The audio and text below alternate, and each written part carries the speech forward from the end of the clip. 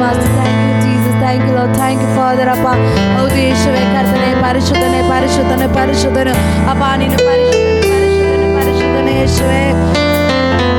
Thank you lord, thank you Jesus ಅಪ್ಪ ಯೇಸುವೆ. ಸ್ತೋತ್ರ ಅಪ್ಪ, ಸ್ತೋತ್ರ ಯೇಸುವೆ. ನೀನು ಪರಿಶುದ್ಧನಾದ ದೇವರ ನಿತ್ಯನಾದ ತಂದೆ ಅಪ್ಪಾಜಿ ಕರ್ತನೆ. Yes lord, yes master Jesus. Thank you lord, thank you father. ಆರಾಧನೆಗೆ ನೀ ಯೋಗ್ಯನೇ,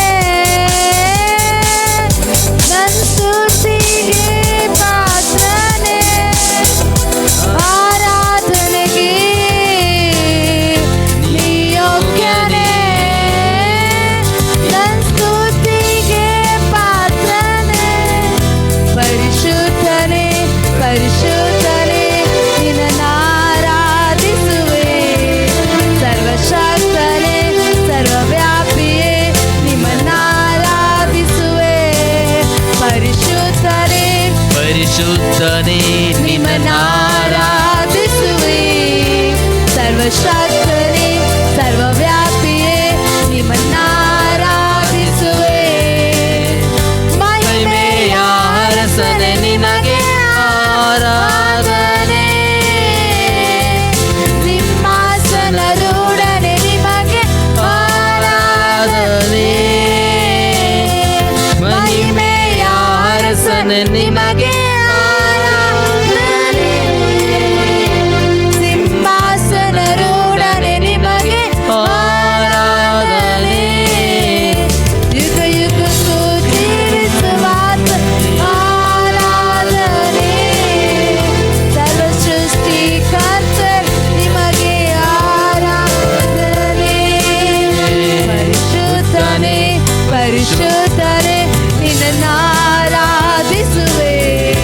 ಸರ್ವಶಕ್ತನೇ ಭಕ್ತಿವೆ ನಿನ್ನನ್ನು ಆರಾಧಿಸುವೆ. ಎಲ್ಲರೂ ಸೇರಿ ಪರಿಶುದ್ಧನೇ ಪರಿಶುದ್ಧನೇ ನಿಮ್ಮನ್ನು ಆರಾಧಿಸುವೆ. ಸರ್ವಶಕ್ತನೇ ಸರ್ವವ್ಯಾಪಿಯೇ ನಿಮ್ಮನ್ನು ಆರಾಧಿಸುವೆ. ಆರಾಧನೆಗೆ ನೀ ಯೋಗ್ಯನೇ, ನನ್ನ ಸ್ತುತಿಗೆ ಪಾತ್ರನೇ. ಆರಾಧನೆಗೆ ನೀ ಯೋಗ್ಯನೇ, ನನ್ನ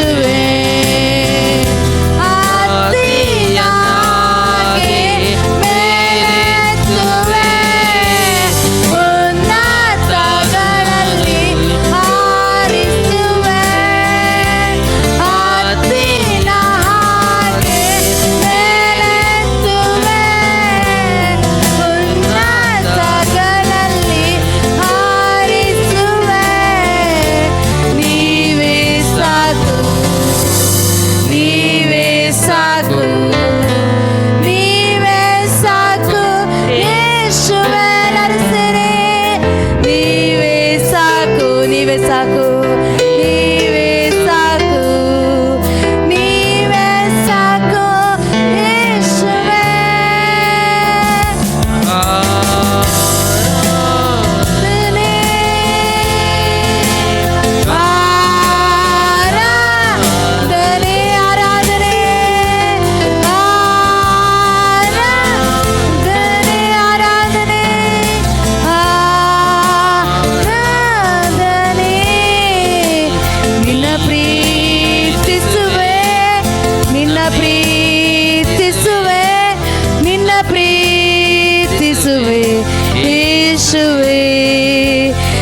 ಪ್ರೀತಿಸುವೆ, ನಿನ್ನ ಪ್ರೀತಿಸುವೆ, ನಿನ್ನ ಪ್ರೀತಿಸುವೆ ಯೇಸುವೆ.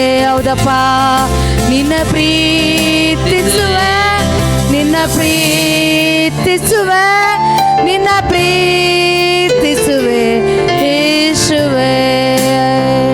ಹೌದು ರಾಜ ಕರ್ತನೆ, ಹಲ್ಲೆಲೂಯಾ, ಸ್ತೋತ್ರಪ್ಪ. Thank you lord, thank you lord, thank you Jesus ಅಪ್ಪ ಯೇಸುವೇ. ಹೌದಪ್ಪ, ನಿಮ್ಮನ್ನು ಪ್ರೀತಿಸುತ್ತೇವೆ, ನಿಮ್ಮನ್ನು ಆರಾಧಿಸುತ್ತೇವೆ, ನೀನು ಮಾತ್ರ ನಮಗೆ ಸಾಕಪ್ಪ ಯೇಸುವೇ. Thank you lord, thank you Jesus, thank you ಅಪ್ಪ ಯೇಸುವೇ. ಹಲ್ಲೆಲೂಯಾ, ಸ್ತೋತ್ರ ಅಪ್ಪ, ಸ್ತೋತ್ರ. ನಿನ್ನ ಪ್ರೀತಿಸುವೆ, ನಿನ್ನ ಪ್ರೀತಿಸುವೆ, ನಿನ್ನ ಪ್ರೀತಿಸುವೆ ಯೇಸುವೇ. ನಿನ್ನ ಪ್ರೀತಿಸುವೆ, ನಿನ್ನ ಪ್ರೀತಿಸುವೆ, ನಿನ್ನ ಪ್ರೀತಿಸುವೆ ಯೇಸುವೇ. ನಿನ್ನನ್ನು ಆರಾಧಿಸುವೆ, ನಿನ್ನನ್ನು ಆರಾಧಿಸುವೆ, ನಿನ್ನನ್ನು ಆರಾಧಿಸುವೆ ಯೇಸುವೇ. ನಿಮ್ಮನ್ನು ಆರಾಧಿಸುವೆ, ನಿಮ್ಮನ್ನು ಆರಾಧಿಸುವೆ, ನಿಮ್ಮನ್ನು ಆರಾಧಿಸುವೆ ಯೇಸುವೇ.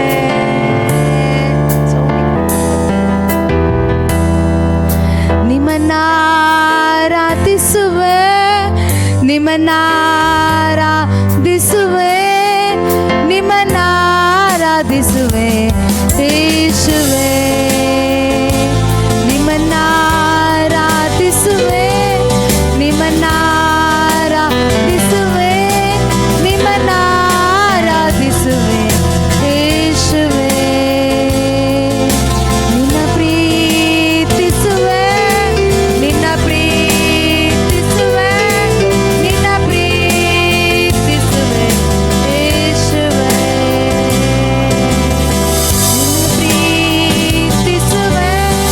ನಿನ್ನ ಪ್ರೀತಿಸುವೆ, ನಿನ್ನ ಪ್ರೀತಿಸುವೆ ಯೇಸುವೇ. ಏನೆಲ್ಲ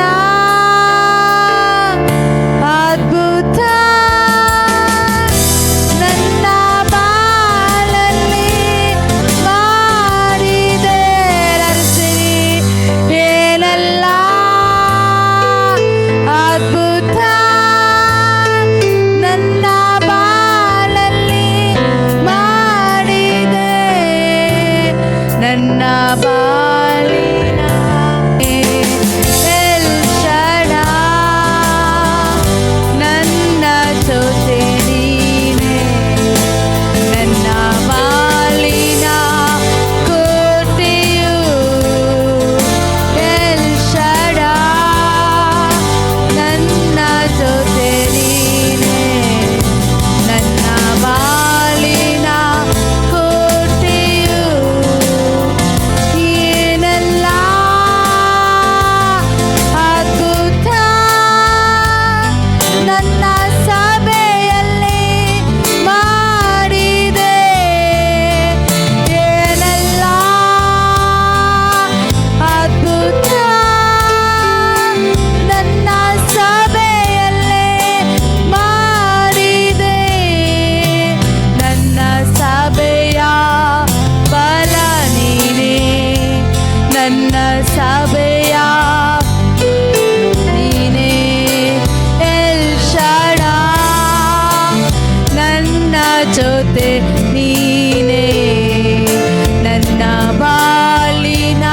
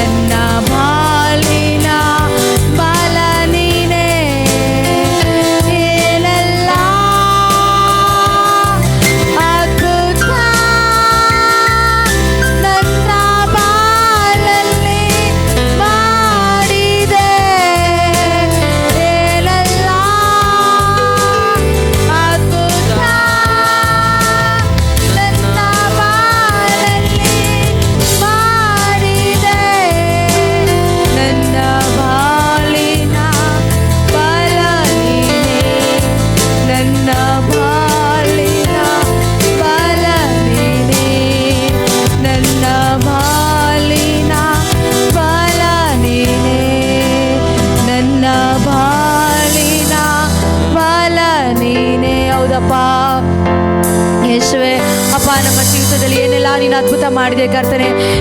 ಎಷ್ಟೆಲ್ಲ ನೀನು ನಮ್ಮ ಜೀವಿತದಲ್ಲಿ ಉಪಕಾರ ಮಾಡಿದೆ ರಾಜ. ಎಷ್ಟೆಲ್ಲ ನೀನು ನಮ್ಮ ಜೀವಿತದಲ್ಲಿ ಅದ್ಭುತಗಳು ಮಾಡಿದೆ, ಬಿಡುಗಡೆ ಮಾಡಿದೆ ರಾಜ. ಹೌದು ಕರ್ತನೆ ಸ್ವಾಮಿ, ಶತ್ರು ನಮಗೆ ವಿರೋಧವಾಗಿ ತಲೆ ಎತ್ತುವಾಗ, ಶತ್ರು ನಮಗೆ ವಿರೋಧವಾಗಿ ಕಾರ್ಯ ಮಾಡುವಾಗ ರಾಜ, ಅನೇಕ ದುಷ್ಟನ ಕಾರ್ಯಗಳೆಂದು ನಿಲ್ಲುವಾಗ ಸ್ವಾಮಿ, ನಮ್ಮನ್ನು ಕರ್ತನೆ ಸೈತಾನನ ಕರ್ತನೆ ನಮಗೆ ಕ್ರಿಯೆ ಮಾಡದಂತೆ, ಅವನ ಪ್ಲಾನ್ಗಳು ನಮ್ಮ ಜೀವಿತ ನೆರವೇರದಂತೆ ಕರ್ತನೆ, ನಮ್ಮ ಜೀವಿತದಲ್ಲಿ ಎಷ್ಟೆಲ್ಲ ನೀನು ಅದ್ಭುತ ಮಾಡಿದೆ ರಾಜ. ಏನೆಲ್ಲ ಅದ್ಭುತ ಮಾಡಿದೆ ಸ್ವಾಮಿ. ನಮ್ಮ ಸಭೆಯ ಬಲ ನೀನು, ನಮ್ಮ ಜೀವಿತದ ಬಲ ನೀನು, ನಮ್ಮ ಜೀವಿತಕ್ಕೆ ಬಲ ನೀನಾಗಿದೆ ಸ್ವಾಮಿ. ಅಪ್ಪ ಈ ದಿವಸ ಕರ್ತನೆ ನಮ್ಮ ಜೀವಿತದಲ್ಲಿ ನೀನು ಬಲವನ್ನು ಕರ್ತನೆ, ಬಲದಿಂದ ಬಲವನ್ನು ಕೊಡುವ ದೇವರಾಜ. ಮಹಿಮೆಯಿಂದ ಮಹಿಮೆ ಕಡೆ, ಪ್ರಸನ್ನತೆಯಿಂದ ಪ್ರಸನ್ನತೆ ಕಡೆ ನಮ್ಮನ್ನು ತುಂಬಿಸೋ ದೇವರು ಸ್ವಾಮಿ. ಅಪ್ಪ ಹೌದು ರಾಜ ಕರ್ತನೆ, ವಿರೋಧವಾಗಿ ಶತ್ರು ತಲೆ ಎತ್ತುವಾಗ ರಾಜ, ಎಲ್ಲ ಶತ್ರುವಿನ ಪ್ಲಾನ್ಗಳು ತಲೆ ಕೆಳಗಾಗಿ, ಯಾವ ಯೋಗ್ಯತೆ ಇಲ್ಲದ ನಮಗೆ ರಾಜ, ಯಾವ ಅರ್ಹತೆ ಇಲ್ಲದ ನಮಗೆ ಸ್ವಾಮಿ, ಇವತ್ತು ಕರ್ತನೆ ನಿಂತು ಆಡೋದಕ್ಕೆ, ಸ್ತುತಿಸೋದಕ್ಕೆ, ಮಹಿಮೆ ಪಡಿಸೋದಕ್ಕೆ ಕೊಟ್ಟ ಕೃಪೆಗಾಗಿ ನಿಮಗೆ ಸ್ತೋತ್ರ ಮಾಡ್ತಾ ಇದ್ದೀನಿ ರಾಜ. ಅಪ್ಪ ಸಭೆಯನ್ನು ನಡೆಸೋದಕ್ಕೆ, ಅಪ್ಪ ಸೇವೆಯನ್ನು ಮಾಡೋದಕ್ಕೆ, ಅನೇಕರಿಗೆ ಬೆಳಕಾಗತಕ್ಕಂತೆ, ಅನೇಕರಿಗೆ ಉಪ್ಪಾಗೋದಕ್ಕೆ ಕರ್ತನೆ, ಅನೇಕರಿಗೆ ಆಶೀರ್ವಾದವಾಗತಕ್ಕಂತೆ ರಾಜ, ಈ ನಮ್ಮನ್ನು ಆಶೀರ್ವಾದ ಮಾಡೋದಕ್ಕಾಗಿ ಸ್ತೋತ್ರ ರಾಜ. ಈ ಸ್ಥಳದಲ್ಲಿ ನಿಂತು ನಿಮ್ಮನ್ನು ಆರಾಧಿಸೋದಕ್ಕೆ, ನಿಮ್ಮನ್ನು ಸ್ತುತಿಸೋದಕ್ಕೆ, ಮಹಿಮೆ ಪಡಿಸೋದಕ್ಕೆ ಕೊಟ್ಟ ಕೃಪೆಗಾಗಿ ನಿಮಗೆ ಸ್ತೋತ್ರ ಮಾಡ್ತಾ ಇದ್ದೀವಿ ರಾಜ. ನೀನಾಗಿ ಮಾಡೋದಕ್ಕಾಗಿ ಸ್ತೋತ್ರ, ಅದ್ಭುತಕ್ಕಾಗಿ ಸ್ತೋತ್ರ. ಮುಂದೆ ಮಾಡುವ ಮಾತಿಗೆ ಪ್ರಾರ್ಥನೆಯನ್ನು, ವಾಕ್ಯ ಸಂದೇಶವನ್ನು ನಿನ್ನ ಕರೆಗಳಲ್ಲಿ ಒಪ್ಪಿಸ್ಕೊಡ್ತೀನಿ. ಶಕ್ತವಾದ ರೀತಿಯಲ್ಲಿ, ಬಲವಾದ ರೀತಿಯಲ್ಲಿ ನಮ್ಮ ನೀನು ತಾನೇ ಉಪಯೋಗಿಸು ರಾಜ. ನೀನು ತಾನೇ ನಮ್ಮನ್ನು ಆಶೀರ್ವಾದ ಮಾಡಪ್ಪ. ನೀನಾಗಿ ಮಾಡೋದಕ್ಕಾಗಿ ಸ್ತೋತ್ರ, ಅದ್ಭುತಕ್ಕಾಗಿ ಸ್ತೋತ್ರ. ಎಲ್ಲ ಸಕಲ ಘನ ಮಹಿಮೆ ನಿಮಗೆ ಸ್ತೋತ್ರ ಸಲ್ಲಿಸಿ ಎಲ್ಲವನ್ನು ಹಲ್ಲೆಲೂಯಾ, ಪ್ರೈಸ್ ಲಾರ್ಡ್. ಕರ್ತನಾಮಕ್ಕೆ ಸ್ತೋತ್ರವಾಗಲಿ. ಇವತ್ತು ದೇವರ ಸಮ್ಮುಖದಲ್ಲಿ ಈ ಶುಭ ಶುಕ್ರವಾರ ದೇವರ ಪ್ರಸನ್ನತೆಯಲ್ಲಿ ಒಂದು ಕೂಡಿ ಪ್ರಾರ್ಥನೆ ಮಾಡೋದಕ್ಕೆ, ಆರಾಧನೆ ಮಾಡೋದಕ್ಕೆ, ವಾಕ್ಯ ಸಂದೇಶನ ತೆಗೆದುಕೊಳ್ಳೋದಕ್ಕೆ ದೇವರು ಕೊಟ್ಟ ಸದಾವಕಾಶಕ್ಕಾಗಿ ನಾನು ದೇವರಿಗೆ ಸ್ತೋತ್ರ ಮಾಡ್ತಾ ಇದ್ದೀನಿ. ನಾವೆಲ್ಲರೂ ಆಗಿರೋ ಸ್ಥಳಗಳಲ್ಲಿ ಸ್ವಲ್ಪ ಸಮಯ ಕಣ್ಣುಗಳನ್ನು ಮುಚ್ಚಿ ನಾವೆಲ್ಲರೂ ಪ್ರಾರ್ಥನೆ ಮಾಡೋಣ. ಪರಿಶುದ್ಧನೆ ಪರಿಶುದ್ಧನೆ ಪರಿಶುದ್ಧನೆ ಪರಿಶುದ್ಧನೆ ಮಹೋನ್ನತನೇ ಸರ್ವಶಕ್ತನಾದ ದೇವರೇ, ನಿತ್ಯನಾದ ತಂದೆ ಸ್ವಾಮಿ ಕರ್ತನೆ. ಅಪ್ಪ ಕರ್ತನೆ, ಮಧ್ಯಾಹ್ನ ವೇಳೆಯಲ್ಲಿ ಅಪ್ಪಾಜಿ ನಿನ್ನ ಸಮ್ಮುಖದಲ್ಲಿ ಕರ್ತನೆ ಇದುವರೆಗೂ ಪ್ರಾರ್ಥನೆ ಮಾಡಿ ಆರಾಧನೆ ಮಾಡಿ ಅಪ್ಪಾಜಿ ವಾಕ್ಯ ಸಂದೇಶಕ್ಕಾಗಿ ಹೋಗುವಾಗ ಸ್ವಾಮಿ ನಾನಲ್ಲ ಸ್ವಾಮಿ ನೀನು ಮಾತಾಡಬೇಕು ರಾಜ. ಅಪ್ಪಾಜಿ ಕರ್ತನೆ, ಯಾರಿಗೆಲ್ಲ ಏನೆಲ್ಲ ಕರ್ತನೆ ಬಲಪಡಿಸ್ಬೇಕು ಅವ್ರನ್ನ ನೀನು ವಾಕ್ಯದಲ್ಲಿ ಬಲಪಡಿಸಿ ಅವರೊಟ್ಟಿಗೆ ನೀನು ಮಾತಾಡೋ ರಾಜ. ಬಂದವರು ಬಂದಾಗ ಹೋಗೋದಂತೆ, ಬಿಡುಗಡೆ ಹೊಂದಿಕೊಂಡು ಹೋಗತಕ್ಕಂತೆ ನೀನು ಆತ್ಮದಲ್ಲಿ ನೀನು ನಡೆಸೋ ಪರಿಶುದ್ಧಾತ್ಮ ನಿನ್ನ ಬಲದಲ್ಲಿ ತುಂಬಿಸು ರಾಜ. ಬಲವಾದ ರೀತಿಯಲ್ಲಿ ಪರಿಶುದ್ಧಾತ್ಮನ ಕಾರ್ಯಗಳು ನಮ್ಮ ಮಧ್ಯದಲ್ಲಿ ಚಲಿಸಲಿ ಅಪ್ಪ. ನಾನೆಲ್ಲ ಸ್ವಾಮಿ ನೀನು ಮಾತಾಡಬೇಕು ರಾಜ. ಪರಿಶುದ್ಧಾತ್ಮನೇ ಕಂಪ್ಲೀಟ್ ಟೋಟಲ್ ಕಂಟ್ರೋಲ್ ನೀನು ತಗೋ ಪರಿಶುದ್ಧಾತ್ಮ, ನಿನ್ನ ನಿಯಂತ್ರಣದಲ್ಲಿ ನಡೆಸಪ್ಪಾಚಿ. ಅಪ್ಪ ಯುಗದ ಸಮಾಪ್ತಿಯವರೆಗೂ ನೀನು ನನ್ನ ಸಂಗಡ ಇರ್ತೀನಿ ಅಂತ ಹೇಳಿದೆ. ನೀನು ನನ್ನ ಜೊತೆ ಇರೋದಕ್ಕಾಗಿ ಸ್ತೋತ್ರ, ನನ್ನ ಸಂಗಡ ಇರೋದಕ್ಕಾಗಿ ಸ್ತೋತ್ರ ಮಾಡ್ತಾ ಇದ್ದೀನಿ ಅಪ್ಪ. ಕರ್ತನೆ, ನನ್ನ ಬಾಯಿಗೆ ಬಾಯಿ ಆಗಿದ್ದು ನೀನು ಮಾತಾಡಪ್ಪ ಅಜ್ಜಿ. ನೀನು ಹಾಗೆ ಮಾಡೋದಕ್ಕಾಗಿ ಸ್ತೋತ್ರ, ಅದ್ಭುತಕ್ಕಾಗಿ ಸ್ತೋತ್ರ. ಎಲ್ಲವನ್ನು ಯೇಸು ಕ್ರಿಸ್ತ ನಾಮದಲ್ಲಿ ಬೇಡಿಕೊಳ್ಳುತ್ತೀನಿ ತಂದೆ, ಆಮೇನ್. ಹಲ್ಲೆಲೂಯಾ. ಕರ್ತನಾಮಕ್ಕೆ ಸ್ತೋತ್ರವಾಗಲಿ. ದೇವರ ಸಮ್ಮುಖದಲ್ಲಿ ದೇವರ ಪಾದದಲ್ಲಿ ಕೂಡಿ ಬಂದು ಆರಾಧನೆ ಮಾಡೋದಕ್ಕೆ ದೇವರು ಕೊಟ್ಟ ಸದಾವಕಾಶಕ್ಕಾಗಿ ನಾನು ದೇವರಿಗೆ ಸ್ತೋತ್ರ ಮಾಡ್ತಾ ಇದ್ದೀನಿ. ದೇವರು ನನ್ನೊಟ್ಟಿಗೆ ನಾನು ಕಳೆದ ವಾರನೇ ನಾನು ದೇವರ ಬಳಿಯಲ್ಲಿ ಪ್ರಾರ್ಥನೆ ಮಾಡುವಾಗ ದೇವರು ನನಗೆ ಕೊಟ್ಟಂಥ ಆಲೋಚನೆ, ಸೌಲನ ಮೇಲೆ ಇದ್ದಂಥ ಅಭಿಷೇಕವನ್ನು ಯಾವ ರೀತಿ ನಷ್ಟಪಡಿಸ್ಕೊಂಡನು, ದಾವಿದನ ಮೇಲೆ ಯಾವ ರೀತಿ ಬಲವಾದ ಅಭಿಷೇಕ ಉಪಯೋಗವಾಯಿತು ಅನ್ನೋ ಕುರಿತು ದೇವರು ನನಗೆ ಕೊಟ್ಟಂಥ ಆಲೋಚನೆ ಕುರಿತು ನಾನು ಮಾತಾಡೋದಕ್ಕಾಗಿ ಹೋಗ್ತಾ ಇದ್ದೀನಿ. ಅರಸರುಗಳು ಬರೆದ ಅಪೊಸ್ತಲದವರಿಗೆ ಬರೆದ ಪತ್ರಿಕೆ 13ನೇ ಅಧ್ಯಾಯ 21ನೇ ವಾಕ್ಯ. ಎಲ್ಲರೂ ಸಾಧ್ಯವಾದರೂ ಸತ್ಯವೇದವನ್ನು ತೆಗೆದು ಆಗಿರೋ ಸ್ಥಳಗಳಲ್ಲಿ ಬೈಬಲನ್ನು ಓದಬೇಕಂತ ಕೇಳಿಕೊಳ್ತೀನಿ. ಅಪೊಸ್ತಲರ ಕೃತ್ಯಗಳು 13ನೇ ಅಧ್ಯಾಯ 21ನೇ ವಾಕ್ಯ.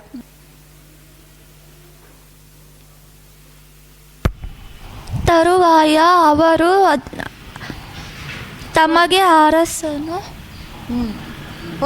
ಬೇಕೆಂದು ಕೇಳಿಕೊಳ್ಳಲು ದೇವರು ಅವರಿಗೆ ಬೆನ್ಯಾಮೀನನ ಕುಲದ ಕೀಷನ ಮಗನಾದ ಸೌಲನನ್ನು ಕೊಟ್ಟನು. ಅವನು 40 ವರುಷ ಆಳಿದನು. ಆಮೇಲೆ ದೇವರು ಅವನನ್ನು ತೆಗೆದು ಹಾಕಿ ದಾವೀದನನ್ನು ಅವರ ಮೇಲೆ ಅರಸನನ್ನಾಗಿ ಮಾಡಿ, ಇಷಯನ ಮಗನಾದ ದಾವೀದನು ನನಗೆ ಸಿಕ್ಕಿದನು, ಅವನು ನನಗೆ ಒಪ್ಪುವ ಮನುಷ್ಯನು, ಅವನು ನನ್ನ ಇಷ್ಟವನ್ನೆಲ್ಲ ನೆರವೇರಿಸುವನು ಎಂಬುದಾಗಿ ಅವನ ವಿಷಯದಲ್ಲಿ ಸಾಕ್ಷಿ ಹೇಳಿದನು. ಅವನ ಸಂತಾನದಿಂದ ದೇವರು ತನ್ನ ವಾಗ್ದಾನದ ಪ್ರಕಾರ ಇಸ್ರಾಯೇಲ್ಯರಿಗೆ ಒಬ್ಬ ರಕ್ಷಕನು ಹುಟ್ಟಿಸಿದ್ದಾನೆ. ಸಾಕು ಸಿಸ್ಟರ್, ಥ್ಯಾಂಕ್ ಯು. ನೋಡಿ ದೇವರ ಮಕ್ಕಳೇ, ವಾಕ್ಯದಲ್ಲಿ ನೋಡೋ ಪ್ರಕಾರ ತರುವಾಯ ಅವರು ತಮಗೆ ಅರಸನು ಬೇಕೆಂದು ಕೇಳಿಕೊಳ್ಳಲು ದೇವರು ಅವರಿಗೆ ಬೆನ್ಯಾಮೀನ್ ಕುಲದ ಕೀಷನ ಮಗನಾದ ಸೌಲನನ್ನು ಕೊಟ್ಟನು.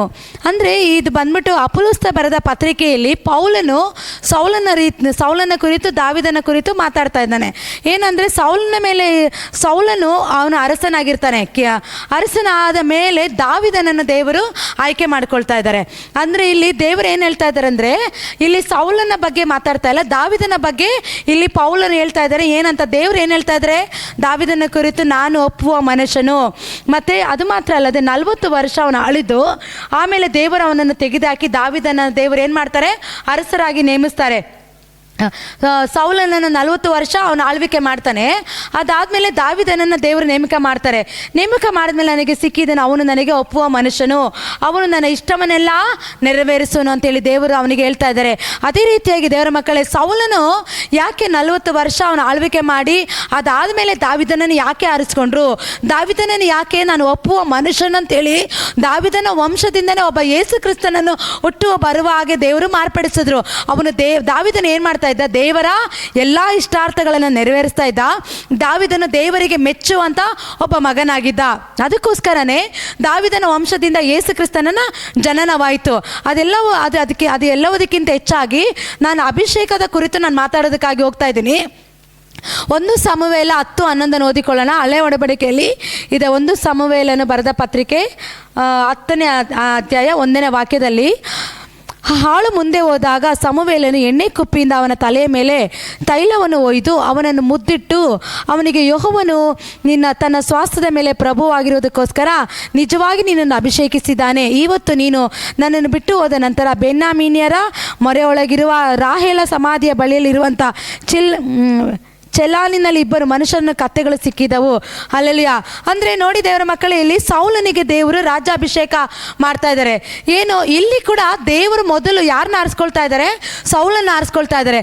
ಸೌಲನ್ನ ಆರಿಸ್ಕೊಳ್ಳೋದು ಮಾತ್ರ ಅಲ್ಲಿ ಅವನನ್ನು ಒಂದು ಸಾಮುವೇಲ್ ಪ್ರವಾದಿ ಬಂದು ಸೌಲನ ಮೇಲೆ ಅಭಿಷೇಕವನ್ನು ಮಾಡ್ತಾ ಇದ್ದಾರೆ, ರಾಜ್ಯಾಭಿಷೇಕ ಮಾಡ್ತಾ ಇದ್ದಾರೆ.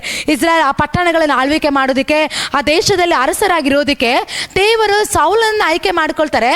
ಸೌಲನ್ನ ಆಯ್ಕೆ ಮಾಡ್ಕೊಳ್ಳೋದಕ್ಕೆ ಸಾಮುವೇಲ್ ಪ್ರವಾದಿ ಬಂದು ಆತನ ಏನು ಮಾಡ್ತಾನೆ, ಎಣ್ಣೆ ಕುಪ್ಪಿಯಿಂದ ಅವನ ತಲೆಯ ಮೇಲೆ ಉಯ್ದು ಅವನನ್ನು ಅಭಿಷೇಕ ಮಾಡ್ತಾರೆ.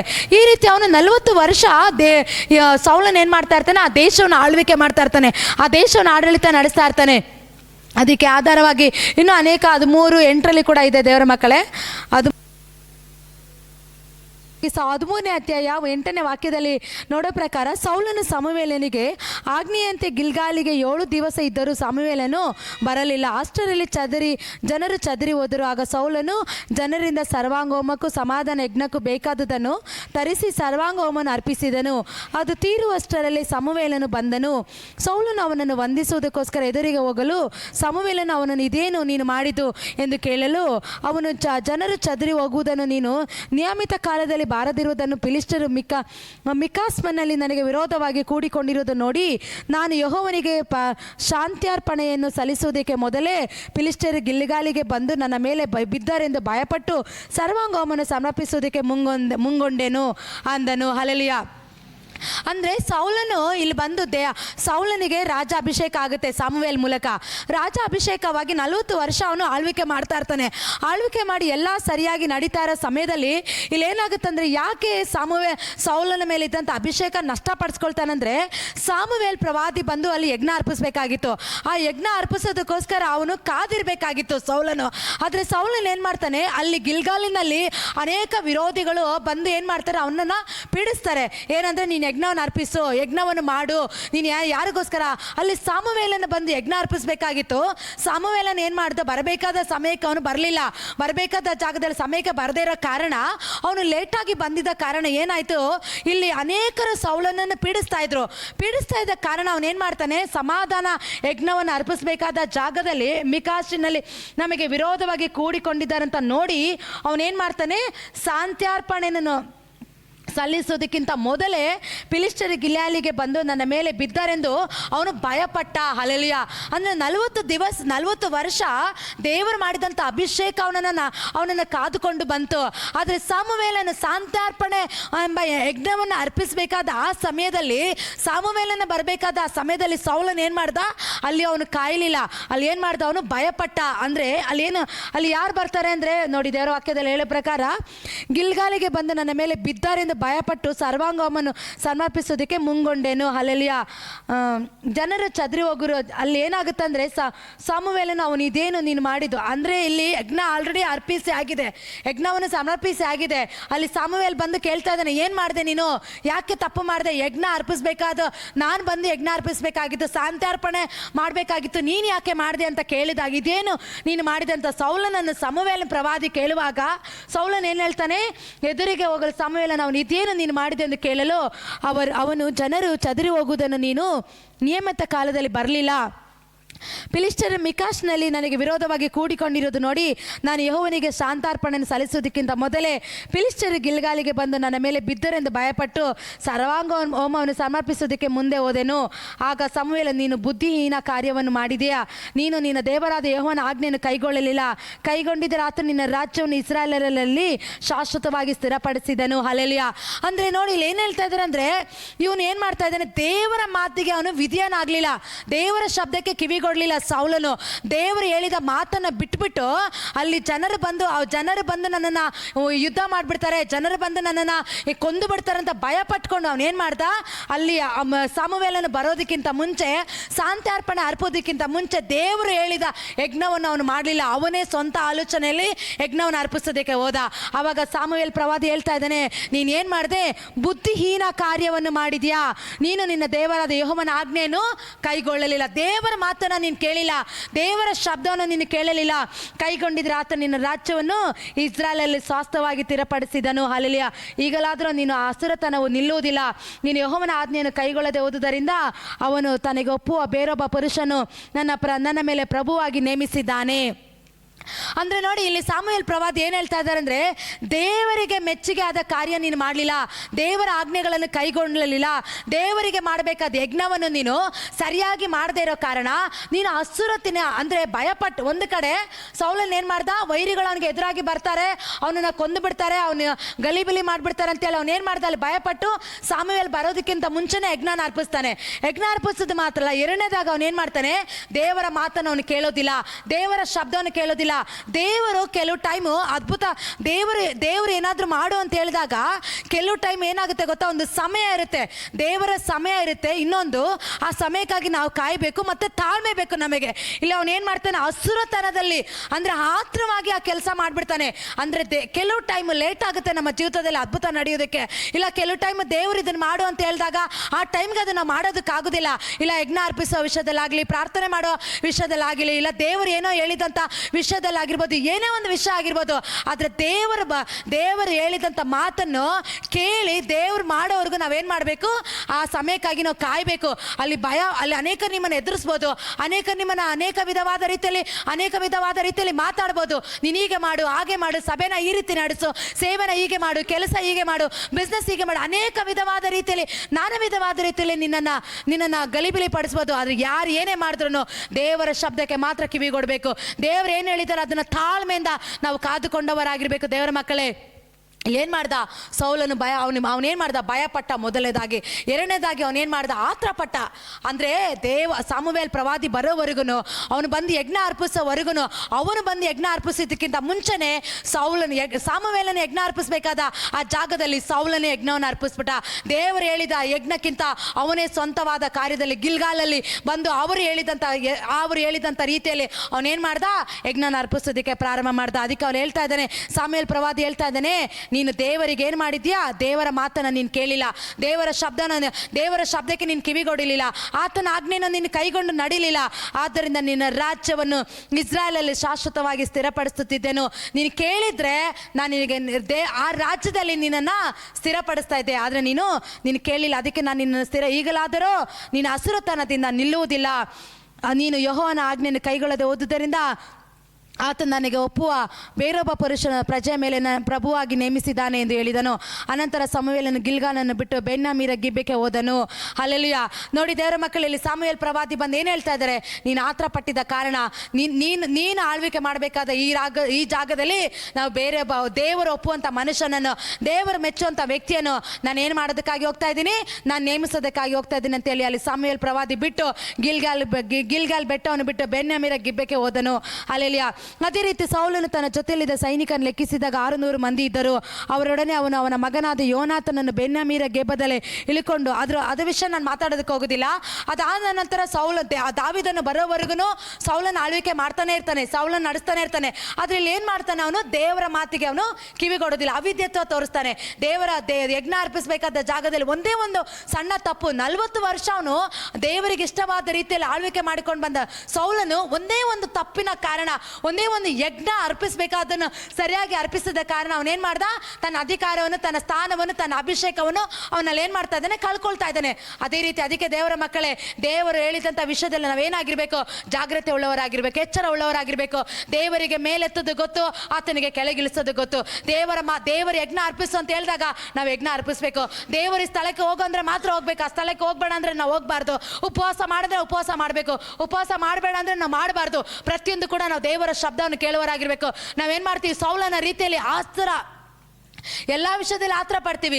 ಮುಂದೆ ಹೋಗ್ಬೇಕು, ನನಗೆ ಬೇಗ ಬಿಡುಗಡೆ ನಡಿಬೇಕು, ಬೇಗ ಅದ್ಭುತ ನಡಿಬೇಕು. ಹಿಂಗ ದೇವರ ಅದ್ಭುತ ಮಾಡೋದಕ್ಕಿಂತ ಮುಂಚೆನೆ ನಮ್ಮ ಜೀವಿತದಲ್ಲಿ ಅದ್ಭುತ ನಡಿಬೇಕಂತ ನಾವು ಹೋಗ್ತೀವಿ. ನೋಡಿ ದೇವರ ಮಕ್ಕಳೇ, ಬೆಳಗ್ಗೆ ಕೂಡ ನಾನು ಒಂದು ಸಹೋದರಿಯ ಬಳಿಯಲ್ಲಿ ಮಾತಾಡ್ತಾ ಇದೆ.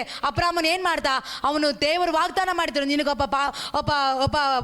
ಒಬ್ಬ ಮಗನನ್ನು ನಾನು ನಿನಗಾಗಿ ಕೊಡೋದಕ್ಕಾಗಿ ಹೋಗ್ತಾ ಇದ್ದೀನಿ, ಒಬ್ಬ ಈಸಾಕನನ್ನು ನಾನು ನಿನಗಾಗಿ ಕೊಡೋಕೆ ಹೋಗ್ತೀನಿ ಅಂತ ಹೇಳಿದ್ರು. ಆದ್ರೆ ಅವನೇನ್ ಮಾಡ್ದ, ಸಾರಳ ಮಾತನ್ನು ಕೇಳಿಕೊಂಡು ನನಗೆ ಮಗು ಆಗೋದಕ್ಕೆ ಸಾಮರ್ಥ್ಯ ಇಲ್ಲ ಅಂತೇಳಿ ಅಲ್ಲಿ ನಂಬಿಕೆಯನ್ನು ಕಳ್ಕೊಂಡು ಅವರು ತನ್ನ ಇಸ್ಮಾಯಿಲ್ ತನ್ನ ಮನೆಯ ದಾಸಿಯನ್ನು ಮದುವೆ ಮಾಡಿಕೊಂಡು ಆಕೆ ಮೂಲಕ ಒಂದು ಜನನ ಉಂಟಾಗಿ ಅಲ್ಲಿ ದೇವರ ಮಕ್ಕಳೇ 25 ವರ್ಷ ಅವನು ಮತ್ತೆ ದೇವರು ಮಾಡಿದ ಅದ್ಭುತಕ್ಕಾಗಿ ಅವನು ಕಾಯ್ಬೇಕಾಗಿತ್ತು. 25 ವರ್ಷ ಮತ್ತೆ ಅವನು ದೇವರ ಶಬ್ದವನ್ನು ಕೇಳಲಿಲ್ಲ. ನೋಡಿ ದೇವರ ಮಕ್ಕಳೇ, ದೇವರು ವಾಗ್ದಾನ ಮಾಡಿದ್ಮೇಲೆ ಕೊಡ್ತೀನಿ ಅಂದಮೇಲೆ ದೇವರು ಖಂಡಿತ ಕೊಟ್ಟೇ ಕೊಡ್ತಾರೆ. ಆದ್ರೆ ಆ ಸಮಯಕ್ಕಾಗಿ ನಾವು ಕಾಯ್ಬೇಕು. ಇಲ್ಲಾಂದ್ರೆ ಯಾವಾಗ ನಾವು ಕಾಯೋದಿಲ್ಲ, ನಮ್ಮ ಸ್ವಂತ ತೀರ್ಮಾನಗಳನ್ನ ಮಾಡೋದಕ್ಕಾಗಿ ಹೋಗ್ತೀವೋ, ಯಾವಾಗ ನಾವು ಸ್ವಂತ ಆಲೋಚನೆಗಳಲ್ಲಿ, ಸ್ವಂತ ಬುದ್ಧಿಯಲ್ಲಿ ನಾವು ಕೈ ಹಾಕೋದಕ್ಕೆ ಹೋಗ್ತೀರಾ, ಅವಾಗ ಏನಾಗುತ್ತೆ, ದೇವ್ರು ಮಾಡಬೇಕಾದ ಅದ್ಭುತಗಳಿಗೂ, ದೇವ್ರು ಮಾಡಬೇಕಾದ ಬಿಡುಗಡೆಗಳಿಗೆ ಮತ್ತೆ ನಾವು ಕಾಯ್ಬೇಕಾಗುತ್ತೆ. ಮತ್ತೆ ದೇವರ ಶಬ್ದವನ್ನು ಕೇಳೋದಕ್ಕೆ ನಾವು ತುಂಬಾ ಕಷ್ಟಪಡಬೇಕಾಗುತ್ತೆ. ದೇವರ ಮಕ್ಕಳೇ, ಇಲ್ಲಿ ಸುಮ್ಮನೆ ಬರಲಿಲ್ಲ.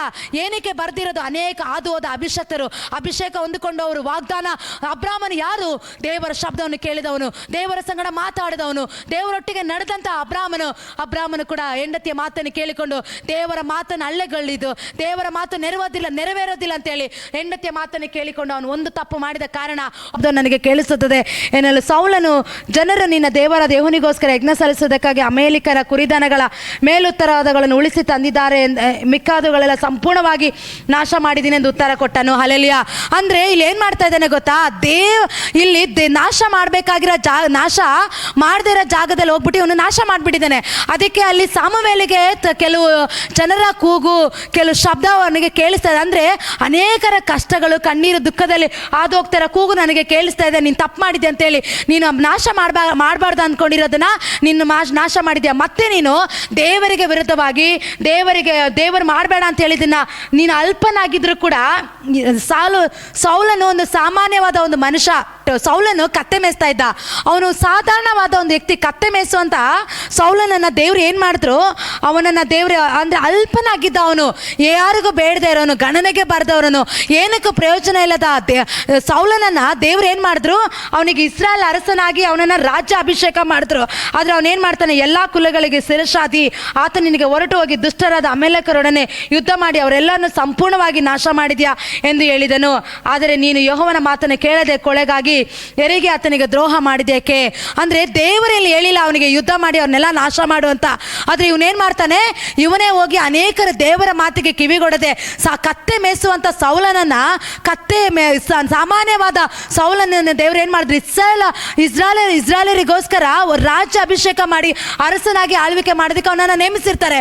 ಆದ್ರೆ ಇವನೇನ್ ಮಾಡ್ತಾನೆ, ದೇವರು ಕೊಟ್ಟಿದ್ದಂತ ಪದವಿ, ದೇವರು ಕೊಟ್ಟಿದ್ದ ಸ್ಥಾನವನ್ನು ಮರೆತು ದೇವರಿಗೆ ವಿರುದ್ಧವಾಗಿ, ದೇವರಿಗೆ ಇಷ್ಟ ಇಲ್ಲದ ವಿರುದ್ಧವಾಗಿ ದೇವರ ಜನರನ್ನು, ದೇವರ ಮಕ್ಕಳನ್ನ ಅವನೇನ್ ಮಾಡ್ತಾನೆ, ಸಂಪೂರ್ಣವಾಗಿ ಅಲ್ಲಿ ನಾಶ ಮಾಡ್ಬಿಡ್ತಾನೆ, ಸಂಪೂರ್ಣವಾಗಿ ಅವನು ಹಾಳು ಮಾಡ್ತಾನೆ.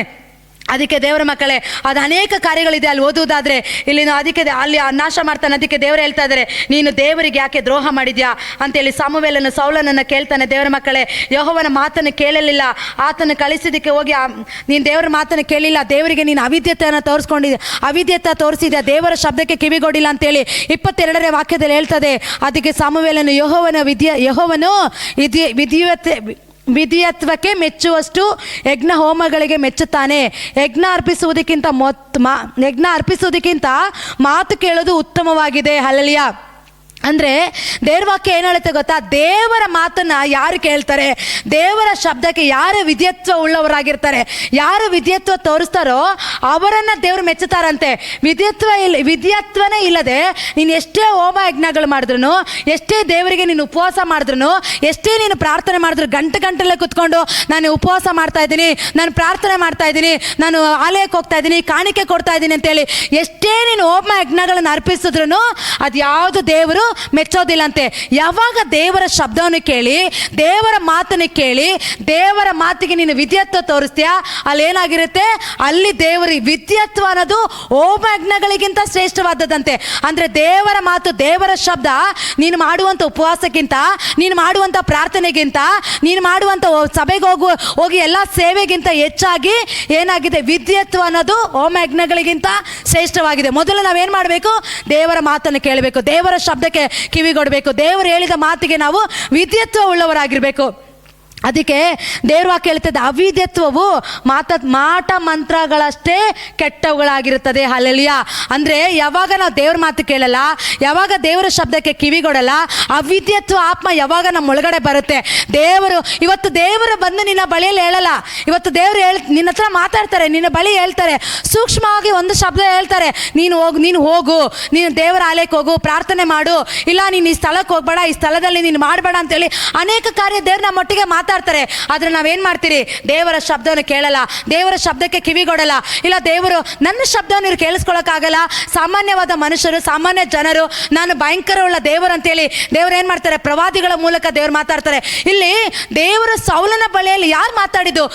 ಸಾಮುವೇಲ್ ಪ್ರವಾದಿನೇ ಬಂದು ಹೇಳ್ತಾ ಇದ್ದಿದ್ದು, ಸಾಮುವೇಲ್ ಪ್ರವಾದಿನೇ ಎಚ್ಚರಿಸ್ತಾ ಇದ್ದಿದ್ದು, ನೀನು ಮಾಡ್ತಾ ಇರೋ ತಪ್ಪು, ನೀನು ಯಾಕೆ ತಪ್ಪು ಮಾಡ್ತಾ ಇದೆಯಾ, ದೇವರ ಮಾತನ್ನು ನೀನು ಕೇಳಿಲ್ಲ, ದೇವರ ಶಬ್ದಕ್ಕೆ ಕಿವಿಗೊಡಲಿಲ್ಲ, ಯಜ್ಞ ಅರ್ಪಿಸಬೇಕಾದ ಜಾಗದಲ್ಲಿ ಸರಿಯಾದ ರೀತಿಯಲ್ಲಿ ಯಜ್ಞ ಅರ್ಪಿಸಿಲ್ಲ ಅಂತೇಳಿ ಸಾಮುವೇಲ್ ಪ್ರವಾದಿನೇ ಬಂದು ಹೇಳ್ತಾ ಇದ್ದಿದ್ದು.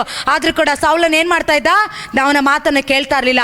ದೇವರ ಮಕ್ಕಳೇ, ಇವತ್ತು ನಿಮ್ಮನ್ನು ಎಚ್ಚರಿಸೋದಕ್ಕೆ ಕೆಲವು ನಿಮ್ಮನ್ನ ಸೇವಕರು ಎಚ್ಚರಿಸ್ತಾರೆ, ಕೆಲವು ಪ್ರವಾದಿಗಳು ಎಚ್ಚರಿಸ್ತಾರೆ, ನೀನು ಆ ತಪ್ಪು ಮಾಡಬೇಡ, ಪಾಪ ಮಾಡಬೇಡ, ಆ ಜಾಗಕ್ಕೆ ಹೋಗ್ಬೇಡ, ದೇವರ ಸ್ಥಳ ಹೇಳಿರೋ ಜಾಗದಲ್ಲಿ ನಿಲ್ಲು ಅಂತ ಅನೇಕ ಸಾರಿ ಹೇಳ್ತಾರೆ. ಆದರೆ ನಾವು ಕೇಳಲ್ಲ. ಯಾವಾಗ ನಾವು ಕೇಳಲ್ಲ, ಅಲ್ಲಿ ಏನಾಗುತ್ತೆ? ಅವಿಧೇಯತ್ವ ಉಂಟಾಗುತ್ತೆ. ಅವಿಧೇಯತ್ವ ಅನ್ನೋದು ಬಂದ್ಬಿಟ್ಟು ಏನಾಗುತ್ತೆ? ಮಾಟ ಮಂತ್ರಗಳಿಗಿಂತ ದೊಡ್ಡದು. ಮಂತ್ರವಾದಿಗಳು ಪರಲೋಕ ರಾಜ್ಯಕ್ಕೆ ಹೋಗಲ್ಲ, ಮಾಟ ಮಂತ್ರ ಮಾಡೋರು ಪರಲೋಕ ರಾಜ್ಯಕ್ಕೆ ಸೇರಲ್ಲ. ಅದೇ ರೀತಿಯೇ ಅವಿಧೇಯತ್ವ ಅನ್ನೋ ಆತ್ಮ ಬಂದ್ಬಿಟ್ಟು ಮಾಟ ಮಂತ್ರಗಳಿಗಿಂತ ಕೆಟ್ಟದಾಗಿದೆ ಅಂತೆ ದೇವರ ದೃಷ್ಟಿಯಲ್ಲಿ. ವಿಧೇಯತ್ವ ಅನ್ನೋದು ಬಂದು ಹೋಮಯಜ್ಞಗಳಿಗಿಂತ ಶ್ರೇಷ್ಠವಾದದ್ದು. ನೀನು ಏನು ಮಾಡಿಲ್ಲ ಅಂದ್ರೂ ಪರವಾಗಿಲ್ಲ, ಮೊದಲು ನೀನು ವಿಧೇಯತ್ವ ಉಳ್ಳವನಾಗಿರಬೇಕು. ಯಾವಾಗ ನೀನು ವಿಧೇಯತ್ವ ಉಳ್ಳವನಾಗಿರ್ತೀಯ, ಯಾವಾಗ ನೀನು ದೇವರ ಮಾತನ್ನು ಕೇಳಿ, ದೇವರ ಶಬ್ದನ ಕೇಳಿ ನಡೆಯೋದಕ್ಕೆ ನೀನು ಪ್ರಾರಂಭ ಮಾಡ್ತೀಯಾ, ಇದೆಲ್ಲದಕ್ಕಿಂತ ಶ್ರೇಷ್ಠವಾಗಿ ನೀನು ಮಾಡುವ ಎಲ್ಲ ಪ್ರಾರ್ಥನೆಗೆ, ನೀನು ಮಾಡುವಂಥ ಉಪವಾಸಕ್ಕೆ, ನೀನು ಹೋಗಿ ನಿನ್ನ ಸಭೆಯಲ್ಲಿ ನೀನು ಪ್ರಾರ್ಥನೆ ಮಾಡ್ಬೋದು, ಸೇವೆ ಮಾಡ್ಬೋದು, ಏನೇ ಮಾಡಿದ್ರು, ದೇವರ ರಾಜ್ಯಕ್ಕೋಸ್ಕರ ನೀನೇನೇ ಮಾಡಿದ್ರು ಅಲ್ಲಿ ಏನಾಗಿರುತ್ತೆ? ಅದು ದೇವರಿಗೆ ಶ್ರೇಷ್ಠವಾಗಿರುತ್ತೆ. ವಿಧೇಯತ್ವನೇ ಇಲ್ಲದೆ ನೀನು ಏನೆಲ್ಲ ಮಾಡಿದ್ರು ಅದೇನಾಗುತ್ತೆ? ಅದು ವ್ಯರ್ಥವಾಗುತ್ತೆ. ದೇವರ ಮಕ್ಕಳೇ, ಅದಕ್ಕೆ ನಾವು ಯಾರಾದರೂ ಏನಾದರೂ ಹೇಳಿದಾಗ, ದೇವರು ನಮ್ಮನ್ನು ಎಚ್ಚರಿಸುವಾಗ, ದೇವರು ನಮ್ಮನ್ನು ತಿದ್ದುವಾಗ ನಾವು ಅದನ್ನು ಕೇಳಿ ನಡೆಯುವವರಾಗಿರಬೇಕು. ಅದಕ್ಕೆ ಯಾವ ರೀತಿ ದೇವರ ಮಕ್ಕಳೇ, ಸೌಲನು ದೇವರ ಮಾತನ್ನು ಕೇಳದೆ, ದೇವರ ಶಬ್ದಕ್ಕೆ ಕಿವಿಗೊಡದೆ, ಅವನಲ್ಲಿರುವಂಥ ಅಭಿಷೇಕ ಹೋಗಿ ಯಾವ ರೀತಿ ಅವನ ಮೇಲೆ ದುರಾತ್ಮ ಬಂತು ಅನ್ನೋದನ್ನು ನಾವು ಓದಿಕೊಳ್ಳೋಣ. ನೋಡಿ, ಸೌಲನು ಯಾರಾಗಿದ್ದ? ದೇವರ ನೇಮಿಸಲ್ಪಟ್ಟ ಇಸ್ರಾಯೇಲ್ ಅರಸನಾಗಿ ರಾಜ ಅಭಿಷೇಕ ಹೊಂದಿದಂಥ ಸೌಲನನು ಅವನೇನು ಮಾಡ್ತಾನೆ? ಅವನಲ್ಲಿರುವಂಥ ದೇವರಾತ್ಮ ಹೋಗಿ ಅವನೊಳಗಡೆ ದುರಾತ್ಮ ಬರುತ್ತೆ.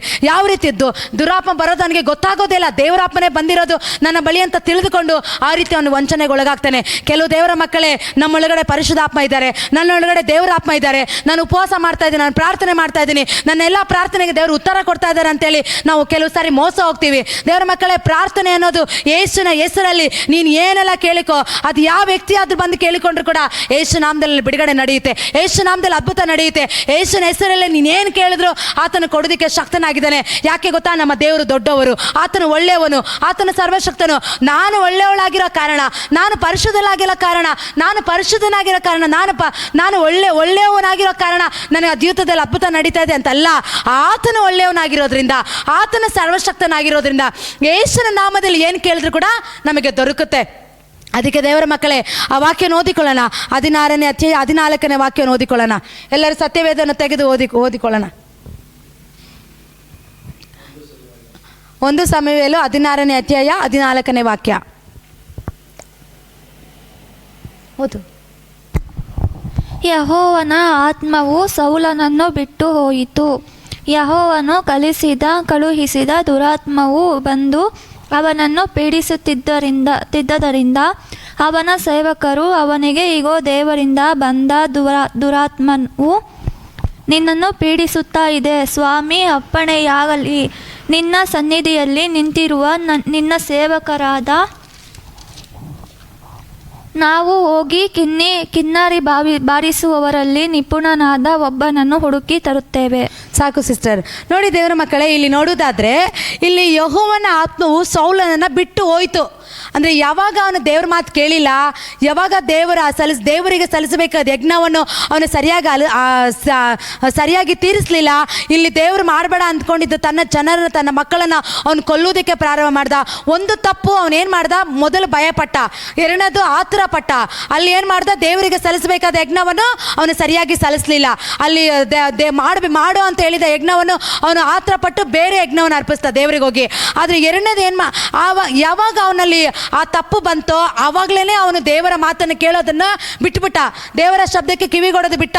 ಅದಾದ್ಮೇಲೆ ದೇವರಿಗೆ ವಿರೋಧವಾಗಿ ಅವನೇನು ಮಾಡ್ದ, ತನ್ನ ಮಕ್ಕಳನ್ನು ಕೊಲ್ಲುವುದಕ್ಕೆ ಯುದ್ಧ ಬರುವಾಗ ಎಲ್ಲ ಯುದ್ಧದಲ್ಲಿ ದೇವರ ಮಕ್ಕಳಂತ ಹೇಳಿಸಿಕೊಂಡ ಅವ್ರನ್ನ ಕೊಲ್ಲುವುದಕ್ಕೆ ಪ್ರಾರಂಭ ಮಾಡ್ದ. ಅದಾದಾಗ ಏನಾಯ್ತು, ಅಲ್ಲಿ ದೇವರಾತ್ಮ ಅವನನ್ನು ಬಿಟ್ಟು ಹೋಯ್ತು. ದೇವರ ಅವನ ಸಂಗಡ ಮಾತಾಡ್ತಾ ಇಲ್ಲ. ಯಾವಾಗ ದೇವರಿಗೆ ನಾವು ವಿರೋಧವಾಗಿ ನಿಂತ್ಕೊಳ್ತೀರಿ, ಯಾವಾಗ ನಮ್ಮಲ್ಲಿ ಪಾಪ ಆವರಿಸಿಕೊಳ್ಳುತ್ತೆ, ಯಾವಾಗ ದೇವರ ಇಷ್ಟ ಇಲ್ಲದೆ ಇರೋದು ನಮ್ಮ ಜೀವಿತದಲ್ಲಿ ಬರುತ್ತೆ, ದೇವರ ಮಾತು ಯಾವಾಗ ನಾವು ಕೇಳಲ್ಲ, ದೇವರ ಶಬ್ದಕ್ಕೆ ಕಿವಿಗೊಡದೆ ಯಾವಾಗ ನಮ್ಮಲ್ಲಿ ಅವಿಧೇಯತೆ ಆತ್ಮ ಬರುತ್ತೋ ಅಲ್ಲಿ ಏನಾಗುತ್ತೆ, ಅಲ್ಲಿ ದೇವರ ಆತ್ಮ ನಮ್ಮನ್ನ ಬಿಟ್ಟು ಹೋಗುತ್ತೆ. ಯಾಕಂದ್ರೆ ನಮ್ಮ ದೇವರು ಬಂದು ಆತನ ಪರಿಶುದ್ಧನು, ಆತನ ಮಾತನ್ನು ಕೇಳಿ ನಡೆದ್ರೆ ಮಾತ್ರನೇ ದೇವರು ನಮ್ಮಲ್ಲಿ ವಾಸ ಮಾಡೋದು. ಹೆಂಗ್ ಬೇಕಾಗಿ ಜೀವನ ಮಾಡ್ಬಿಟ್ಟು ಹೇಗ್ ಬೇಕಾಗಿ ಇದ್ಬಿಟ್ಟು ದೇವರ ಮಾತನ್ನು ಕೇಳದೆ, ದೇವರಿಗೋಸ್ಕರ ಜೀವಿಸದೆ, ದೇವರ ಶಬ್ದಕ್ಕೆ ಕಿವಿಗೊಡದೆ, ಪ್ರವಾದಿಗಳ ಮಾತುಗಳನ್ನು ಕೇಳದೆ ನಮಗೆ ಇಷ್ಟ ಬಂದ ರೀತಿಯಲ್ಲಿ ನಡೆದ್ರೆ ಖಂಡಿತ ದೇವರು ನಮ್ಮ ಜೀವಿತದಲ್ಲಿ ಇರೋದಿಲ್ಲ. ನಮ್ಮ ಒಳಗಡೆ ದೇವರು ಇರಬೇಕಾದ್ರೆ ದೇವರು ಏನು ಹೇಳ್ತಾರೆ ಅದನ್ನ ಕೇಳಿ ನಾವು ನಡಿಬೇಕು, ದೇವರ ಶಬ್ದಕ್ಕೆ ಕಿವಿಗೊಡಬೇಕು. ಒಂದೇ ಒಂದು ತಪ್ಪು, ಒಂದು ಸಣ್ಣ ಯಜ್ಞವನ್ನು ಅರ್ಪಿಸಬೇಕಾದ ಆ ಯಜ್ಞವನ್ನು ಸರಿಯಾಗಿ ಅರ್ಪಿಸದ ಕಾರಣ ಅವನು ದೇವರಿಗೆ ವಿರೋಧವಾಗಿ ಎದ್ದು ನಿಂತ್ಕೊಂಡ. ದೇವರಿಗೆ ವಿರೋಧವಾಗಿ ಮಾಡ್ತಾ ಇರೋ ಕಾರ್ಯ ಕೂಡ ಅವನಿಗೆ ಅರ್ಥ ಆಗಲಿಲ್ಲ. ಈ ರೀತಿ ದೇವರಿಗೆ ವಿರೋಧವಾಗಿ ಅವನು ಮಾಡ್ತಾ ಇರೋದ್ರಿಂದ ಏನಾಯ್ತು, ಯೆಹೋವನ ಆತ್ಮವು ಅವನನ್ನು ಬಿಟ್ಟು ಹೋಯಿತು. ಯೆಹೋವನ ಕಳಿಸಿದ ದುರಾತ್ಮವು ಅವನನ್ನು ಬಂದು ಪೀಡಿಸ್ತಾ ಇತ್ತು. ನೋಡಿ ಏನು ಮಾಡಿದ, ಇಲ್ಲಿ ಏನಾಯ್ತು ಗೊತ್ತಾ, ಸೌಲನಿಗೆ ದೇವರ ಆತ್ಮ ಬಿಟ್ಟು ಹೋಗಿ ದೇವರೇ ಅವನೊಳಗಡೆ ದುರಾತ್ಮನ ಹಾಕಿದ್ರಂತೆ. ನೋಡಿ ಇಲ್ಲಿ ವಾಕ್ಯ ಹೇಳ್ತದೆ, ಯೆಹೋವನ ಆತ್ಮವು ಸೌಲನನ್ನು ಬಿಟ್ಟು ಹೋಯಿತು, ದೇವರ ಆತ್ಮವನ್ನು ಬಿಟ್ಟು ಹೋಯಿತು. ಯೆಹೋವನು ಕಳಿಸಿದ ದುರಾತ್ಮವು ಬಂದು ಅವನನ್ನು ಪೀಡಿಸೋದಕ್ಕೆ ಪ್ರಾರಂಭ ಮಾಡ್ತು. ಯಾವ ರೀತಿ ನೋಡಿ ದೇವರ ಮಕ್ಕಳೇ, ದೇವರು ಏನು ಮಾಡಿದ್ರು, ಇವನು ನನ್ನ ಮಾತು ಕೇಳ್ತಾ ಇಲ್ಲ, ಇವನು ನನ್ನ ಶಬ್ದ ಕೇಳ್ತಾ ಇಲ್ಲ, ನನ್ನ ಜನರಿಗೆ ನನ್ನ ಕುರಿಗಳಿಗೂ ಹಿಂಸೆ ಕೊಡ್ತಾ ಇದ್ದಾನೆ, ಇವನು ಕೊಲ್ತಾ ಇದ್ದಾನೆ. ಅದಕ್ಕೆ ಏನು ಮಾಡಿದ್ರು, ದೇವರ ಆತ್ಮವನ್ನ ಬಿಟ್ಟು ಹೋಗಿ ದೇವರ ಅವನೊಳಗಡೆ ದುರಾತ್ಮನ ಕಳಿಸಿದ್ರು. ಯಾವಾಗ ದುರಾತ್ಮನೊಳಗಡೆ ಬರೋದಕ್ಕೆ ಪ್ರಾರಂಭವಾಯಿತು, ಅವನು ದುರಾತ್ಮನನ್ನು ಪೀಡಿಸೋದಕ್ಕೆ ಪ್ರಾರಂಭವಾಯಿತು. ಸೈತಾನ ಬರೋದು ನಮ್ಮನ್ನು ಹಾಳು ಮಾಡೋದಕ್ಕೆ, ನಾಶ ಮಾಡೋದಕ್ಕೆ, ನಮ್ಮನ್ನು ಕೊಲ್ಲುವುದಕ್ಕೆ ಬರೋದು. ಯಾವತ್ತು ನಮಗೆ ಒಳ್ಳೇದು ಮಾಡೋದಕ್ಕೆ ಅವನು ಬರೋದಿಲ್ಲ. ದೇವರು ನಮಗೆ ನಿತ್ಯ ಜೀವವನ್ನು, ಆತನ ಸಮೃದ್ಧಿಯನ್ನು ಕೊಡೋದಕ್ಕೆ ಆತನ ಬರೋದು. ಅದಕ್ಕೆ ದೇವರ ಮಕ್ಕಳೇ, ಸೈತಾನ ಯಾವಾಗ ನಮ್ಮೊಳಗಡೆ ಬರ್ತಾನೋ ಅಲ್ಲಿ ಏನಾಗುತ್ತೆ, ನಮ್ಮೊಳಗಡೆ ಸಂಕಟ, ವೇದನೆ, ಬಾಧೆ, ಅನೇಕ ಸಮಸ್ಯೆಗಳು ಏನು ಮಾಡ್ತಾ ಇದ್ದೀವಿ ಅನ್ನೋದು ಗೊತ್ತಾಗದೆ ಈ ರೀತಿ ಅವನನ್ನು ಪೀಡಿಸೋದಕ್ಕೆ ಪ್ರಾರಂಭ ಮಾಡ್ದ ಸೈತಾನು. ಇದು ಸೌಲನಿಗೆ ಗೊತ್ತಾಗಿಲ್ಲ, ದೇವರಾತ್ಮ ನನ್ನ ಬಿಟ್ಟು ಹೋಗಿದೆ, ನನ್ನೊಳಗಡೆ ದುರಾತ್ಮ ಬಂದಿದೆ ಅಂತೇಳಿ ಸೌಲನಿಗೆ ಗೊತ್ತೇ ಆಗಿಲ್ಲ.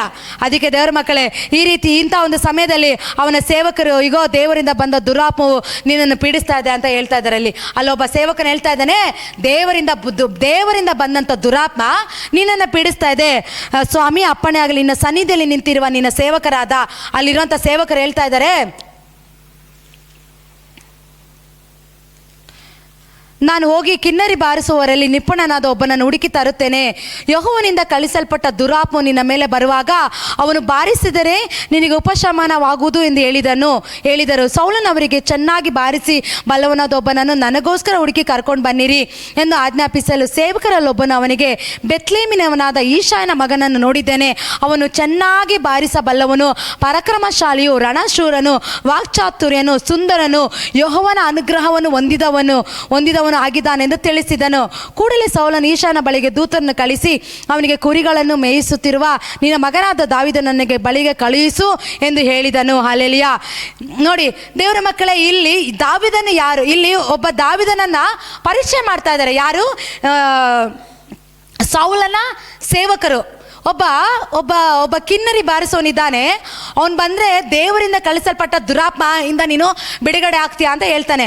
ಅದಕ್ಕೆ ಹೋಗಿ ಅವನನ್ನು ಕರೆದುಕೊಂಡು ಬಾ ಅಂತ ಸೇವಕರಿಗೆ ಸೌಲನ್ ಹೇಳ್ತಾನೆ. ಈ ರೀತಿ ಅವ್ರು ಹೋಗೋ ಸಮಯದಲ್ಲಿ ಬೆತ್ಲೆಹೇಮಿನಲ್ಲಿ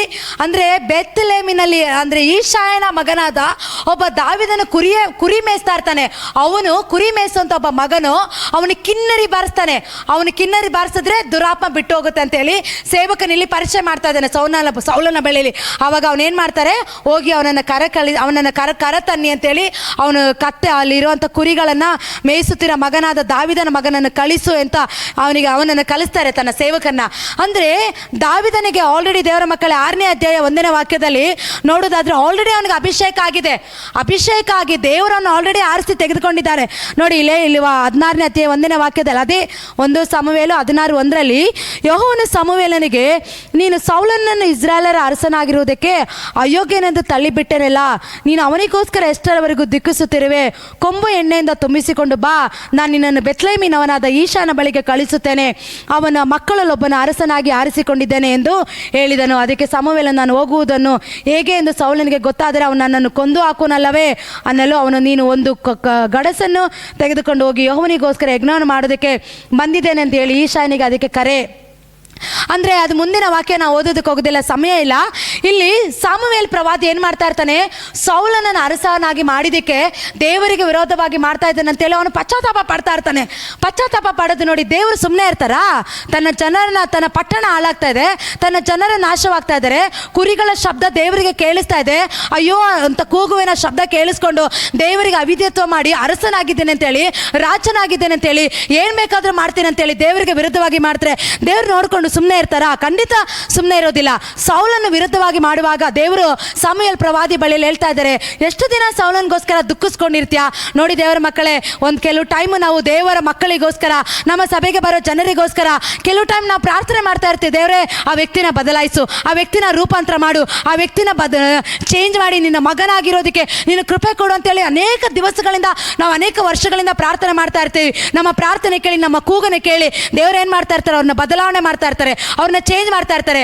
ಆದರೆ ಬದಲಾವಣೆ ಮಾಡಿ ಚೇಂಜ್ ಮಾಡಿ ಉನ್ನತ ಸ್ಥಾನದಲ್ಲಿ ತೆಗೆದುಕೊಂಡು ಹೋದಾಗ ಕೆಲವು ಟೈಮ್ ಅವ್ರು ಏನು ಮಾಡ್ತಾರೆ, ದೇವರಿಗೆ ವಿರೋಧವಾಗಿ ದೇವರ ಮಾತನ್ನು ಕೇಳದೆ, ದೇವರ ಶಬ್ದವನ್ನು ಕೇಳದೆ, ದೇವರ ಇವ್ರು ಏನು ಮಾಡದೇ ಇರುವ ಸಮಯದಲ್ಲಿ ಆವಾಗ ಸಾಮುವೇಲ್ ಪ್ರವಾದಿಯ ರೀತಿಯಲ್ಲಿ ನಾವು ಕೂಡ ನಮ್ಮ ಸಭೆಗೆ ಬರೋ ಜನರಿಗಾಗಿ, ನಮ್ಮ ಸಭೆ ಬರುವ ಮಕ್ಕಳಿಗಾಗಿ ನಾವು ಪ್ರಾರ್ಥಿಸ್ತಾ ಇರ್ತೀವಿ. ಆದರೆ ದೇವ್ರು ನೋಡಿಕೊಂಡು ಸುಮ್ಮನೆ ಇರ್ತಾರ? ದೇವರಿಗೆ ವಿರುದ್ಧವಾಗಿ ಪಾಪ ಮಾಡುವಾಗ, ಸೇವಕರಿಗೆ ವಿರುದ್ಧವಾಗಿ, ಅನೇಕ ಜನರನ್ನು ಬರುವ ಆತ್ಮಗಳಿಗೆ ವಿರುದ್ಧವಾಗಿ ನಾವು ನಿಲ್ಲುವಾಗ, ದೇವರ ಆತ್ಮ ಹೋಗಿ ದುರಾತ್ಮ ಒಳಗಡೆ ಬರುವಾಗ ದೇವರೇನು ಮಾಡ್ತಾರೆ, ಅವನಿದ್ದಂಥ ಸ್ಥಾನವನ್ನು ತೆಗೆದುಹಾಕಿ ಆ ಜಾಗದಲ್ಲಿ ಮತ್ತೊಬ್ಬನನ್ನು ದೇವರು ನೇಮಿಸ್ತಾರೆ.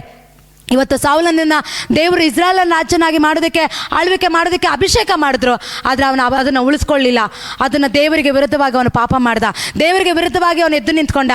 ಅದನ್ನು ದೇವರು ಏನು ಮಾಡಿದ್ರು, ನಿನ್ನನ್ನು ಅರಸನಾಗಿ ಮಾಡಿದ ತಪ್ಪಿದ ಕಾರಣ ನೀನು ನನಗೆ ವಿರೋಧವಾಗಿ ತಪ್ಪು ಮಾಡ್ತಾ ಇದೆಯಾ ಅಂತೇಳಿ ಅದೇ ಸೌಲನಾದ ಅರಸನನ್ನು ದೇವರು ಏನು ಮಾಡಿದ್ರು, ಅವನನ್ನು ತೆಗೆದುಹಾಕಿ ಇಲ್ಲಿ ದಾವೀದನಿಗೆ ಅಪಾಯಿಂಟ್ಮೆಂಟ್ ಮಾಡ್ತಾ ಇದ್ದಾರೆ. ಹಲ್ಲೆಲೂಯಾ. ಇವತ್ತು ದೇವರ ಮಕ್ಕಳೇ, ನನ್ನನ್ನು ವೀಕ್ಷಿಸುವಂಥ ಜನರೇ, ದೇವರು ಹೇಳ್ತಾ ಇರೋದು, ಇವತ್ತು ನಿಮಗೆ ಇವತ್ತು ಅನೇಕ ಸೌಲನ ರೀತಿಯಲ್ಲಿ ನಾವು ದೇವರ ಮಾತನ್ನು ಕೇಳದೆ ಅವಿದ್ಯರಾಗಿದ್ದರೆ ಇವತ್ತು ದೇವರೊಬ್ಬರಿಗೆ ಅಪಾಯಿಂಟ್ಮೆಂಟನ್ನು ದೇವರು ಮಾಡಕ್ಕೆ ಹೋಗ್ತಾ ಇದ್ದಾರೆ.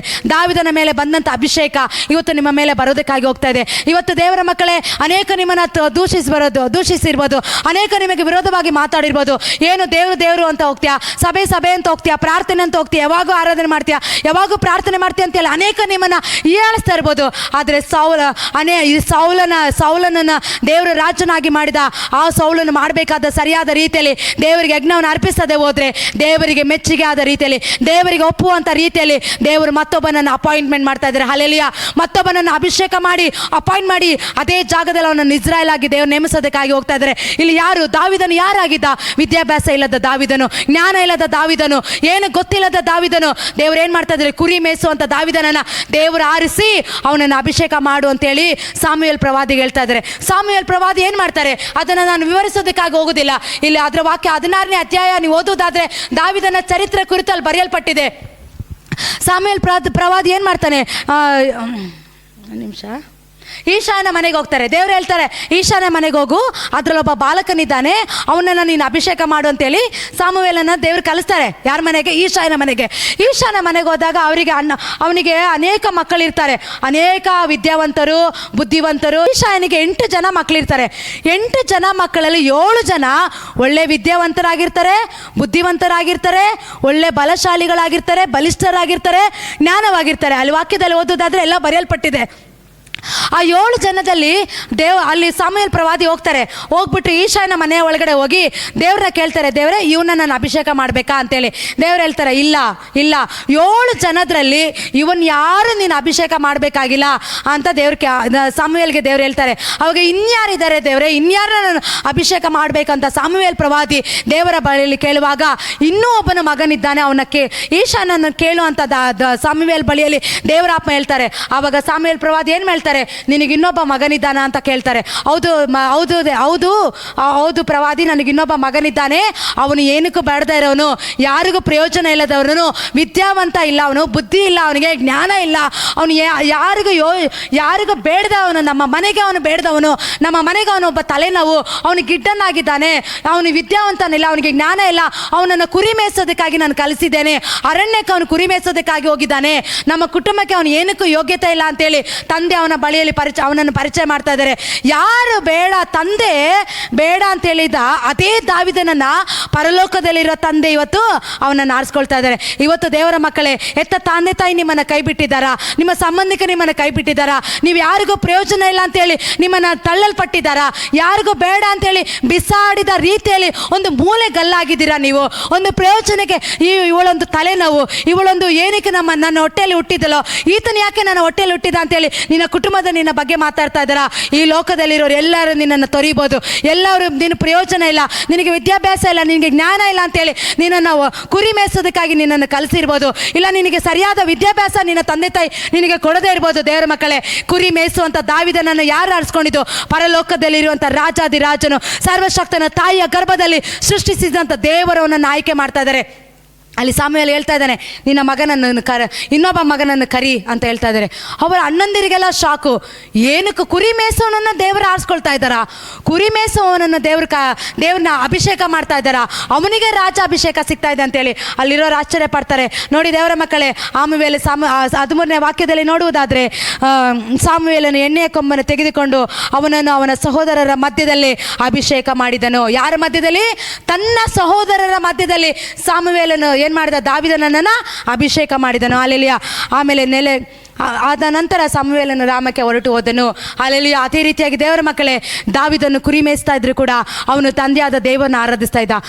ರಾಜಾದಿರಾಜನನ್ನು ಸೃಷ್ಟಿಕರ್ತನಾದ ದೇವರಿಗೆ ಯಾವಾಗ ಅವನು ಮಹಿಮೆ ಸಲ್ಲಿಸ್ತಾ ಇದ್ದ. ಅದನ್ನು ನೋಡಿ ದೇವರು ಏನು ಮಾಡಿದ್ರು? ಅವನು ಕುರಿ ಮೇಯಿಸೋನು, ಅವನು ಜ್ಞಾನವಂತನು, ಅವನು ಬುದ್ಧಿವಂತನಂತ ನೋಡಲಿಲ್ಲ. ಅವನು ಕುರಿ ಮೇಯಿಸೋನಾಗಿದ್ರು ಕೂಡ, ಮನೆಯವರು ಅವನ್ನ ತಳ್ಳಲ್ಪಟ್ಟಿದ್ರು ಕೂಡ, ಅವನಿಗೆ ಒಳ್ಳೆ ವಿದ್ಯಾಭ್ಯಾಸ ಇಲ್ಲದಿದ್ರು ಕೂಡ ದೇವರು ದಾವಿದನನ್ನು ಅಭಿಷೇಕ ಮಾಡಿದ್ರು. ದಾವಿದನನ್ನು ಅಭಿಷೇಕ ಮಾಡಿ ಇಲ್ಲಿ ದೇವರು ಏನು ಮಾಡ್ತಾ ಇದ್ದಾರೆ?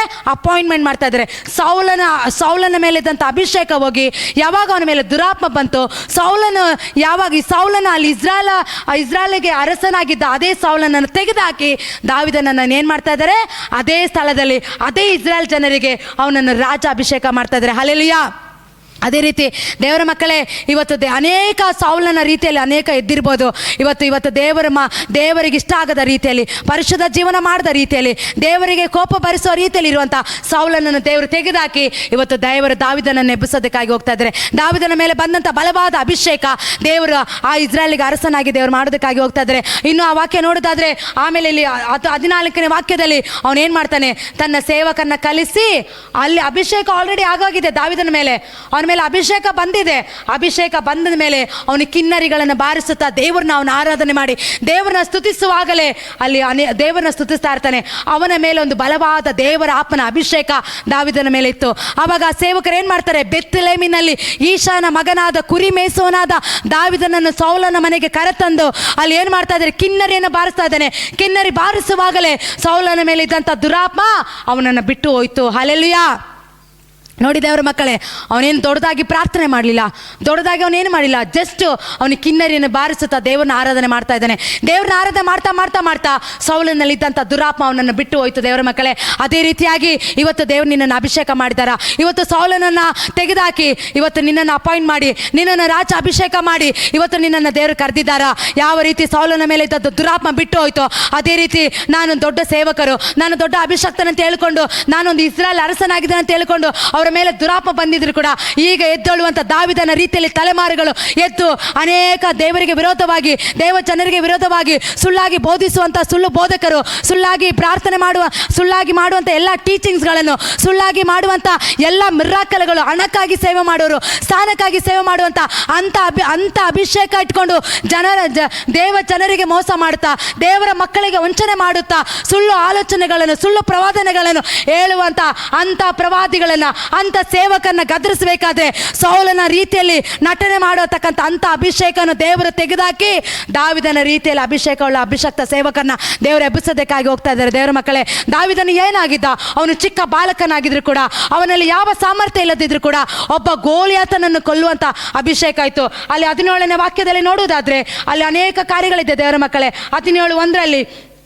17:1 ನಾವು ಓದಿಕೊಳ್ಳೋಣ ಆ ವಾಕ್ಯವನ್ನು. ಫಿಲಿಸ್ಟಿಯರು ಯುದ್ಧ ಮಾಡೋದಕ್ಕೋಸ್ಕರ ಯಹೂದ್ಯ ದೇಶದ ಶೇಕೆವಿನಲ್ಲಿ ಸೈನ್ಯವನ್ನು ಕೂಡಿಸಿಕೊಂಡು ಬಂದು ಸೋಕೋವಿಗೂ ಆಗ್ನೇಯಕ್ಕೂ ಮಧ್ಯದಲ್ಲಿರುವ ಎಫೆಸ್ತೇಮಿನಲ್ಲಿ ಪಾಳ್ಯ ಮಾಡಿಕೊಂಡು ಸೌಲನು ಇಸ್ರಾಯೇಲರನ್ನು ಫಿಲಿಸ್ಟಿಯರೊಡನೆ ಯುದ್ಧ ಮಾಡೋದಕ್ಕಾಗಿ ಸೈನ್ಯವನ್ನು ಕೂಡಿಸಿಕೊಂಡು ಎಲ್ಲ ತಗ್ಗಿನಲ್ಲಿ ಪಾಳ್ಯ ಮಾಡಿಕೊಂಡು ವ್ಯೂಹ ಕಟ್ಟಿದರು. ಫಿಲಿಸ್ಟಿಯರು ಒಂದು ಗುಡ್ಡದ ಪಕ್ಕದಲ್ಲಿಯೂ ಇಸ್ರಾಯೇಲರು ಇನ್ನೊಂದು ಗುಡ್ಡದ ಪಕ್ಕದಲ್ಲಿ ನಿಂತರು. ಉಭಯರ ಮಧ್ಯದಲ್ಲಿ ಒಂದು ತಗ್ಗು ಇತ್ತು. ಫಿಲಿಸ್ಟಿಯರ ಪಾಳ್ಯದಿಂದ ಗಾತ್ ಊರಿನವನಾದ ಗೋಲಿಯಾತನೆಂಬ ಒಬ್ಬ ರಣಶೂರನು ಹೊರಟು ಬಂದನು. ಅವನು 6.5 ಮೊಳ ಎತ್ತರವಾಗಿದ್ದನು. ಅವನ ಶಿರಸ್ತ್ರಾಣವು ತಾಮ್ರದಂದು ಅದೇ ಲೋಹದ ಬಿಲ್ಲೆಗಳಿಂದ ಪರಪರೆಯಾಗಿ ಜೋಡಿಸಲ್ಪಟ್ಟ ಅವನ ಕವಚವು 5,000 ರೂಪಾಯಿ ತೂಕವಾಗಿತ್ತು. ಅವನ ಪಾದರಕ್ಷೆಗಳು ಹೆಗಲ ಮೇಲನೆ ಈಟಿಯು ತಾಮ್ರದವು. ಅವನ ಬರ್ಚಿಯ ಹಿಡಿಕೆಯ ನೇಯಗಾರನ ಕುಟ್ಟಿಗೆಯಷ್ಟು ಗಾತ್ರವಾಗಿತ್ತು. ಅದರ ಅಲಗು 600 ತೊಲೆ ಕಬ್ಬಿಣದಿಂದ ಮಾಡಿತ್ತು. ಅವನ ಗುರಾಣಿಯನ್ನು 100 ಹೊರುವವನು ಅವನ ಮುಂದೆ ಮುಂದೆ ಹೋಗುತ್ತಿದ್ದನು. ಅವನು ನಿಂತು ಇಸ್ರಾಯೇಲ್ ಸೈನ್ಯದವರನ್ನು ಕೂಗಿ ಅವರಿಗೆ, ನೀವು ಯುದ್ಧ ಬಂದದ್ದೇಕೆ? ನಾನು ಫಿಲಿಸ್ಟಿಯನು, ನೀವು ಸೌಲನ ಸೇವಕರು. ನಿಮ್ಮಲ್ಲಿ ಒಬ್ಬನನ್ನು ಆರಿಸಿಕೊಂಡು ನನ್ನ ಬಳಿಗೆ ಕಳುಹಿಸಿರಿ. ಅವನು ನನ್ನೊಡನೆ ಯುದ್ಧ ಮಾಡಿ ನನ್ನನ್ನು ಸೋಲಿಸಿ ಕೊಂದರೆ ನಮ್ಮವರು ನಿಮ್ಮ ಸೇವಕರಾಗುವರು. ನಾನು ಅವರನ್ನು ಸೋಲಿಸಿಕೊಂಡರೆ ನೀವು ನಮ್ಮ ದಾಸರಾಗಿ ನಮಗೆ ಸೇವಿಸಬೇಕು ಎಂದು ಹೇಳಿದನು. ಮತ್ತು ಅವನು, ಇವತ್ತು ಇಸ್ರಾಯೇಲ್ ಸೈನ್ಯದವರನ್ನು ಯಾಳಿಸುತ್ತೇನೆ. ನನ್ನೊಡನೆ ಕಾಳಗೆಗೆ ನಿಮ್ಮಲ್ಲಿದ್ದ ಒಬ್ಬ ಮನುಷ್ಯನು ಕಳುಹಿಸಿರಿ. ಎಲ್ಲ ಇಸ್ರಾಯೇಲರಲ್ಲಿ ಆ ಫಿಲಿಸ್ಟಿಯ ಮಾತುಗಳನ್ನು ಕೇಳಿ ಬಹಳವಾಗಿ ಭಯಪಟ್ಟರು. ಅವನು ಎದೆ ಹೊಡೆಯುತ್ತಾ ಹೋದನು. ಹಲ್ಲೆಲೂಯಾ. ಅಂದರೆ ನೋಡಿ ದೇವರ ಮಕ್ಕಳೇ, ಇಲ್ಲಿ ಗೋಲಿಯಾತನು ಸವಾಲಾಗ್ತಾ ಇದ್ದಾನೆ. ಇಸ್ರಾಯೇಲ್ ಜನರಿಗೆ ವಿರುದ್ಧವಾಗಿ ಸೌಲನ ಗೆಲ್ಲೋದಕ್ಕಾಗಲಿಲ್ಲ. ಸೌಲನ ಮೇಲೆ ಆಲ್ರೆಡಿ ಅಭಿಷೇಕ ಹೊಟ್ಟೋಗಿದೆ. ಅವನ ಮೇಲೆ ದುರಾತ್ಮ ಬಂದು ಅವನು ಎಲ್ಲವನ್ನ ನಷ್ಟಪಡಿಸ್ಕೊಂಡಿದ್ದಾನೆ.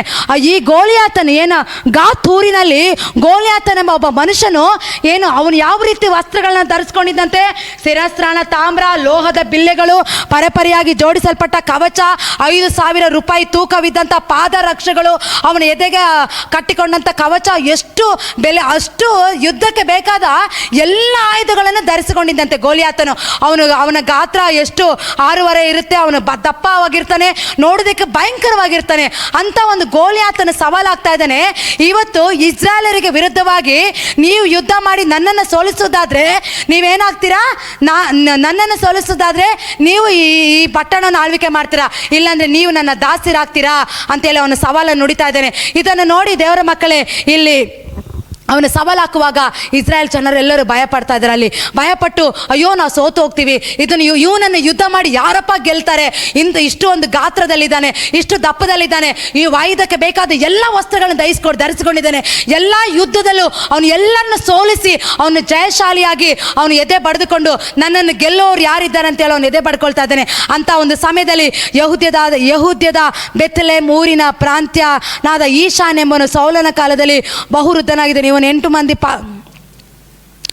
ಮಂದಿ ಮಕ್ಕಳಲ್ಲಿ ದಾವೀದನೊಬ್ಬನು ಇವನ ಮೂರು ಮಂದಿ ಹಿರಿ ಮಕ್ಕಳು ಸೌಲನ ಜೊತೆಯಲ್ಲಿ ಯುದ್ಧಕ್ಕೆ ಹೋಗಿದ್ದರು. ಅವರಲ್ಲಿ ಚೊಚ್ಚಲ ಮಗನು ಹೆಸರು ಏಲಿಯಾಬ್, ಮಾರಚಲ ಮಗನು ಹೆಸರು, ಅಂದರೆ ದೇವರ ಮಕ್ಕಳು ಅದೆಲ್ಲ ನಾನು ಓದೋದಕ್ಕೆ ಹೋಗೋದಿಲ್ಲ.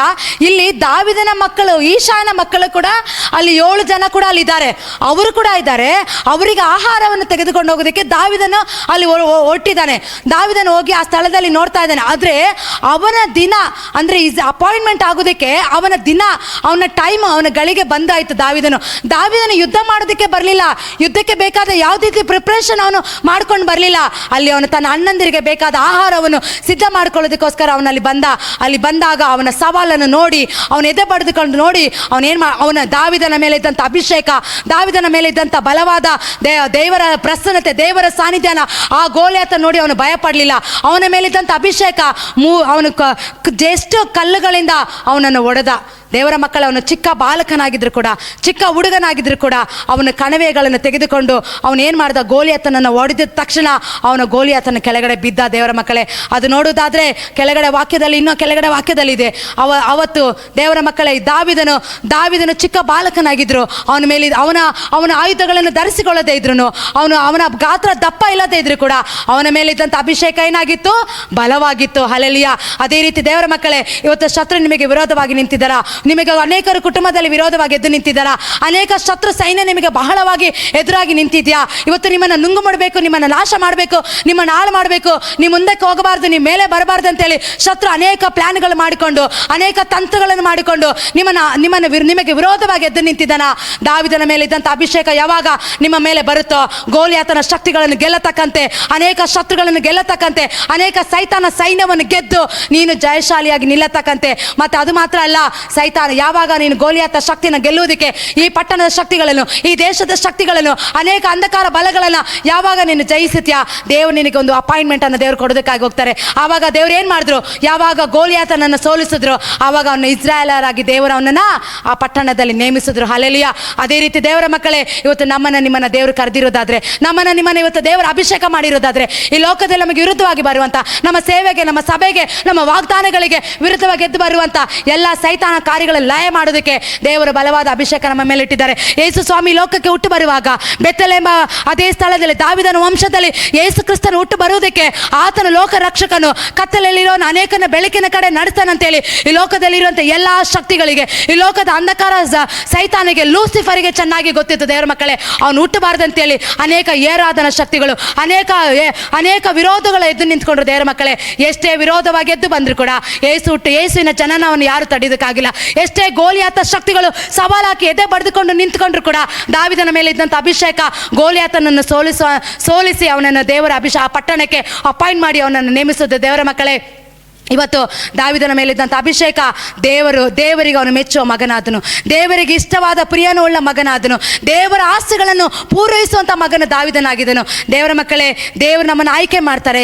ಆಯ್ಕೆ ಮಾಡಿದಾಗ ಅಭಿಷೇಕವನ್ನು ನಷ್ಟಪಡಿಸ್ಕೊಳ್ಳದಂತೆ, ಅಭಿಷೇಕವನ್ನು ಹಾಳು ಮಾಡಿಕೊಳ್ಳದಂತೆ, ದೇವರ ಶಬ್ದವನ್ನು, ದೇವರ ಮಾತನ್ನು ಕೇಳಿಕೊಂಡು ಸೌಲನ ಮೇಲೆ ದುರಾಪನ ಬಂದ ರೀತಿಯಲ್ಲಿ ಅವಕಾಶ ಕೊಡದೆ, ದಾವೀದನ ರೀತಿಯಲ್ಲಿ, ದೇವರಿಗೆ ಮೆಚ್ಚುಗೆ ಆದ ರೀತಿಯಲ್ಲಿ, ದೇವರಿಗೆ ಇಷ್ಟವಾದ ರೀತಿಯಲ್ಲಿ ದೇವರ ಮಾತನ್ನು ಕೇಳಿ, ದೇವರ ಮಾತಿಗೆ ಕಿವಿಗೊಟ್ಟು ವಿಧೇಯತೆ ಉಳ್ಳವರಾಗಿ ದಾವೀದನ ರೀತಿಯಲ್ಲಿ ಗೋಲಿಯಾತನನ್ನು ಕೊಲ್ಲತಕ್ಕಂತೆ, ಅನೇಕ ಇಸ್ರಾಯೇಲರ ರಾಜ್ಯವನ್ನು ಆಳತಕ್ಕಂತೆ ದೇವರು ನಮ್ಮನ್ನು ಇವತ್ತು ಅಪಾಯಿಂಟ್ ಮಾಡೋದಕ್ಕಾಗಿ ಹೋಗ್ತಾ ಇದ್ದಾರೆ. ಇವತ್ತು ಅಂತ ಒಂದು ಅಭಿಷೇಕ ನಿಮ್ಮ ಮೇಲೆ ಬರೋದಕ್ಕಾಗಿ ಹೋಗ್ತಾ ಇದೆ. ದೇವರ ಮಕ್ಕಳೇ, ಈ ಲೋಕದಲ್ಲಿ ಅನೇಕರು ಹೇಳ್ಕೊಂಡು ಇವತ್ತು ಎದ್ದು ನಿಂತಿರ್ಬೋದು, ಅವುಗಳನ್ನು ಸೋಲಿಸೋದಕ್ಕೆ. ಇವತ್ತು ನಾನು ಕ್ರಿಸ್ತನು, ಅಲ್ಲಿ ಯೇಸು, ಇಲ್ಲಿ ಯೇಸು ಅಂತೇಳಿ ಅನೇಕ ವಿರೋಧಗಳು ಇವತ್ತು ಎದ್ದು ಬಂದಿರ್ಬೋದು.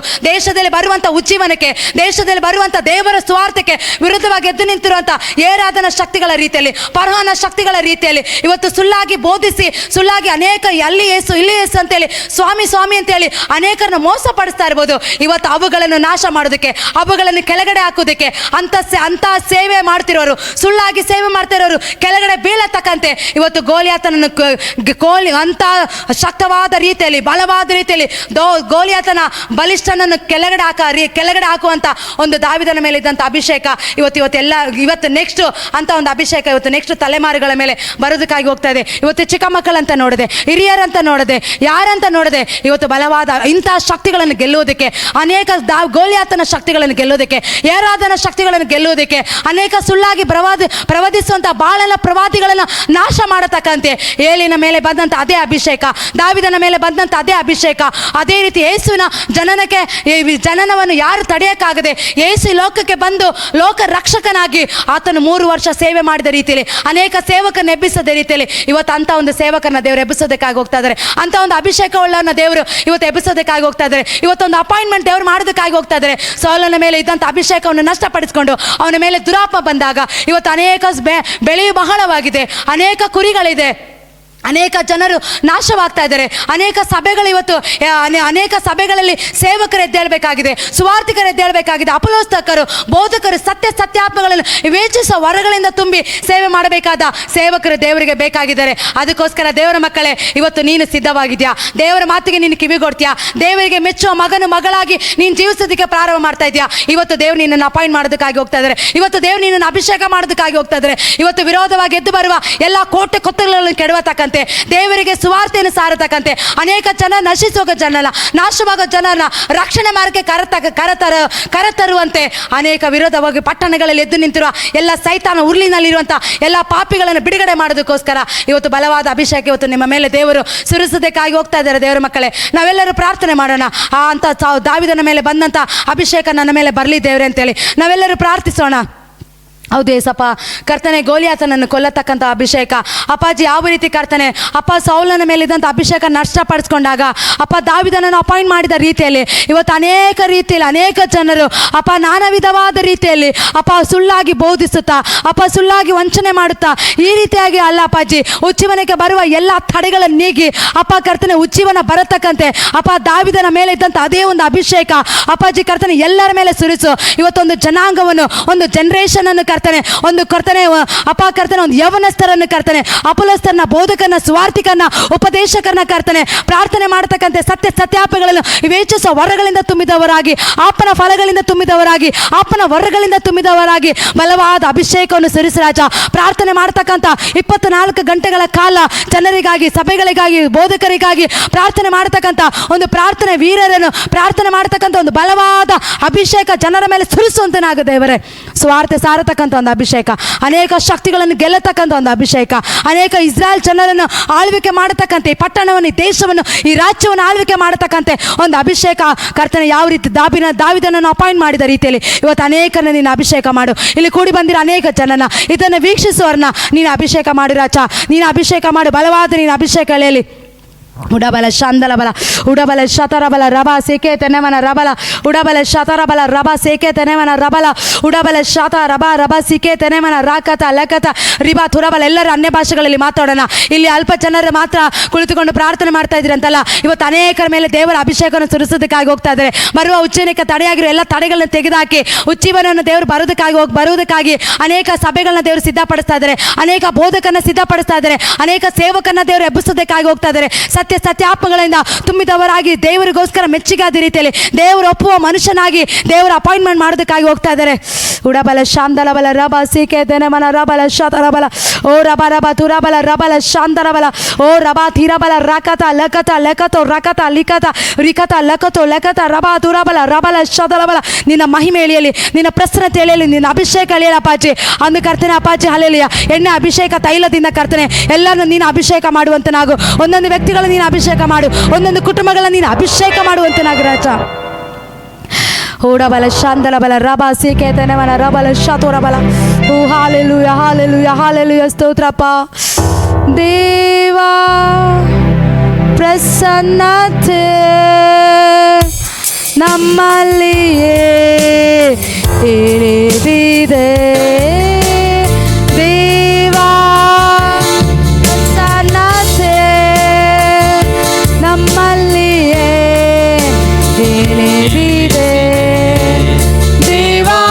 ಮಹಿಮೆ ನಮ್ಮನ್ನೆಲ್ಲ ಪರಿಶುದ್ಧ ಸ್ಥಳದಿ ನಿಲ್ಲಿಸಿದೆ.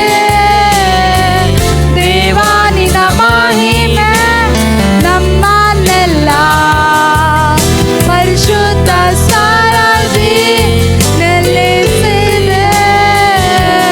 ದೇವಾ ಪ್ರಸನ್ನತೆ ನಮ್ಮಲ್ಲಿಯೇ ತಿಳಿಸಿದೆ. ದೇವಾ ಪ್ರಸನ್ನತೆ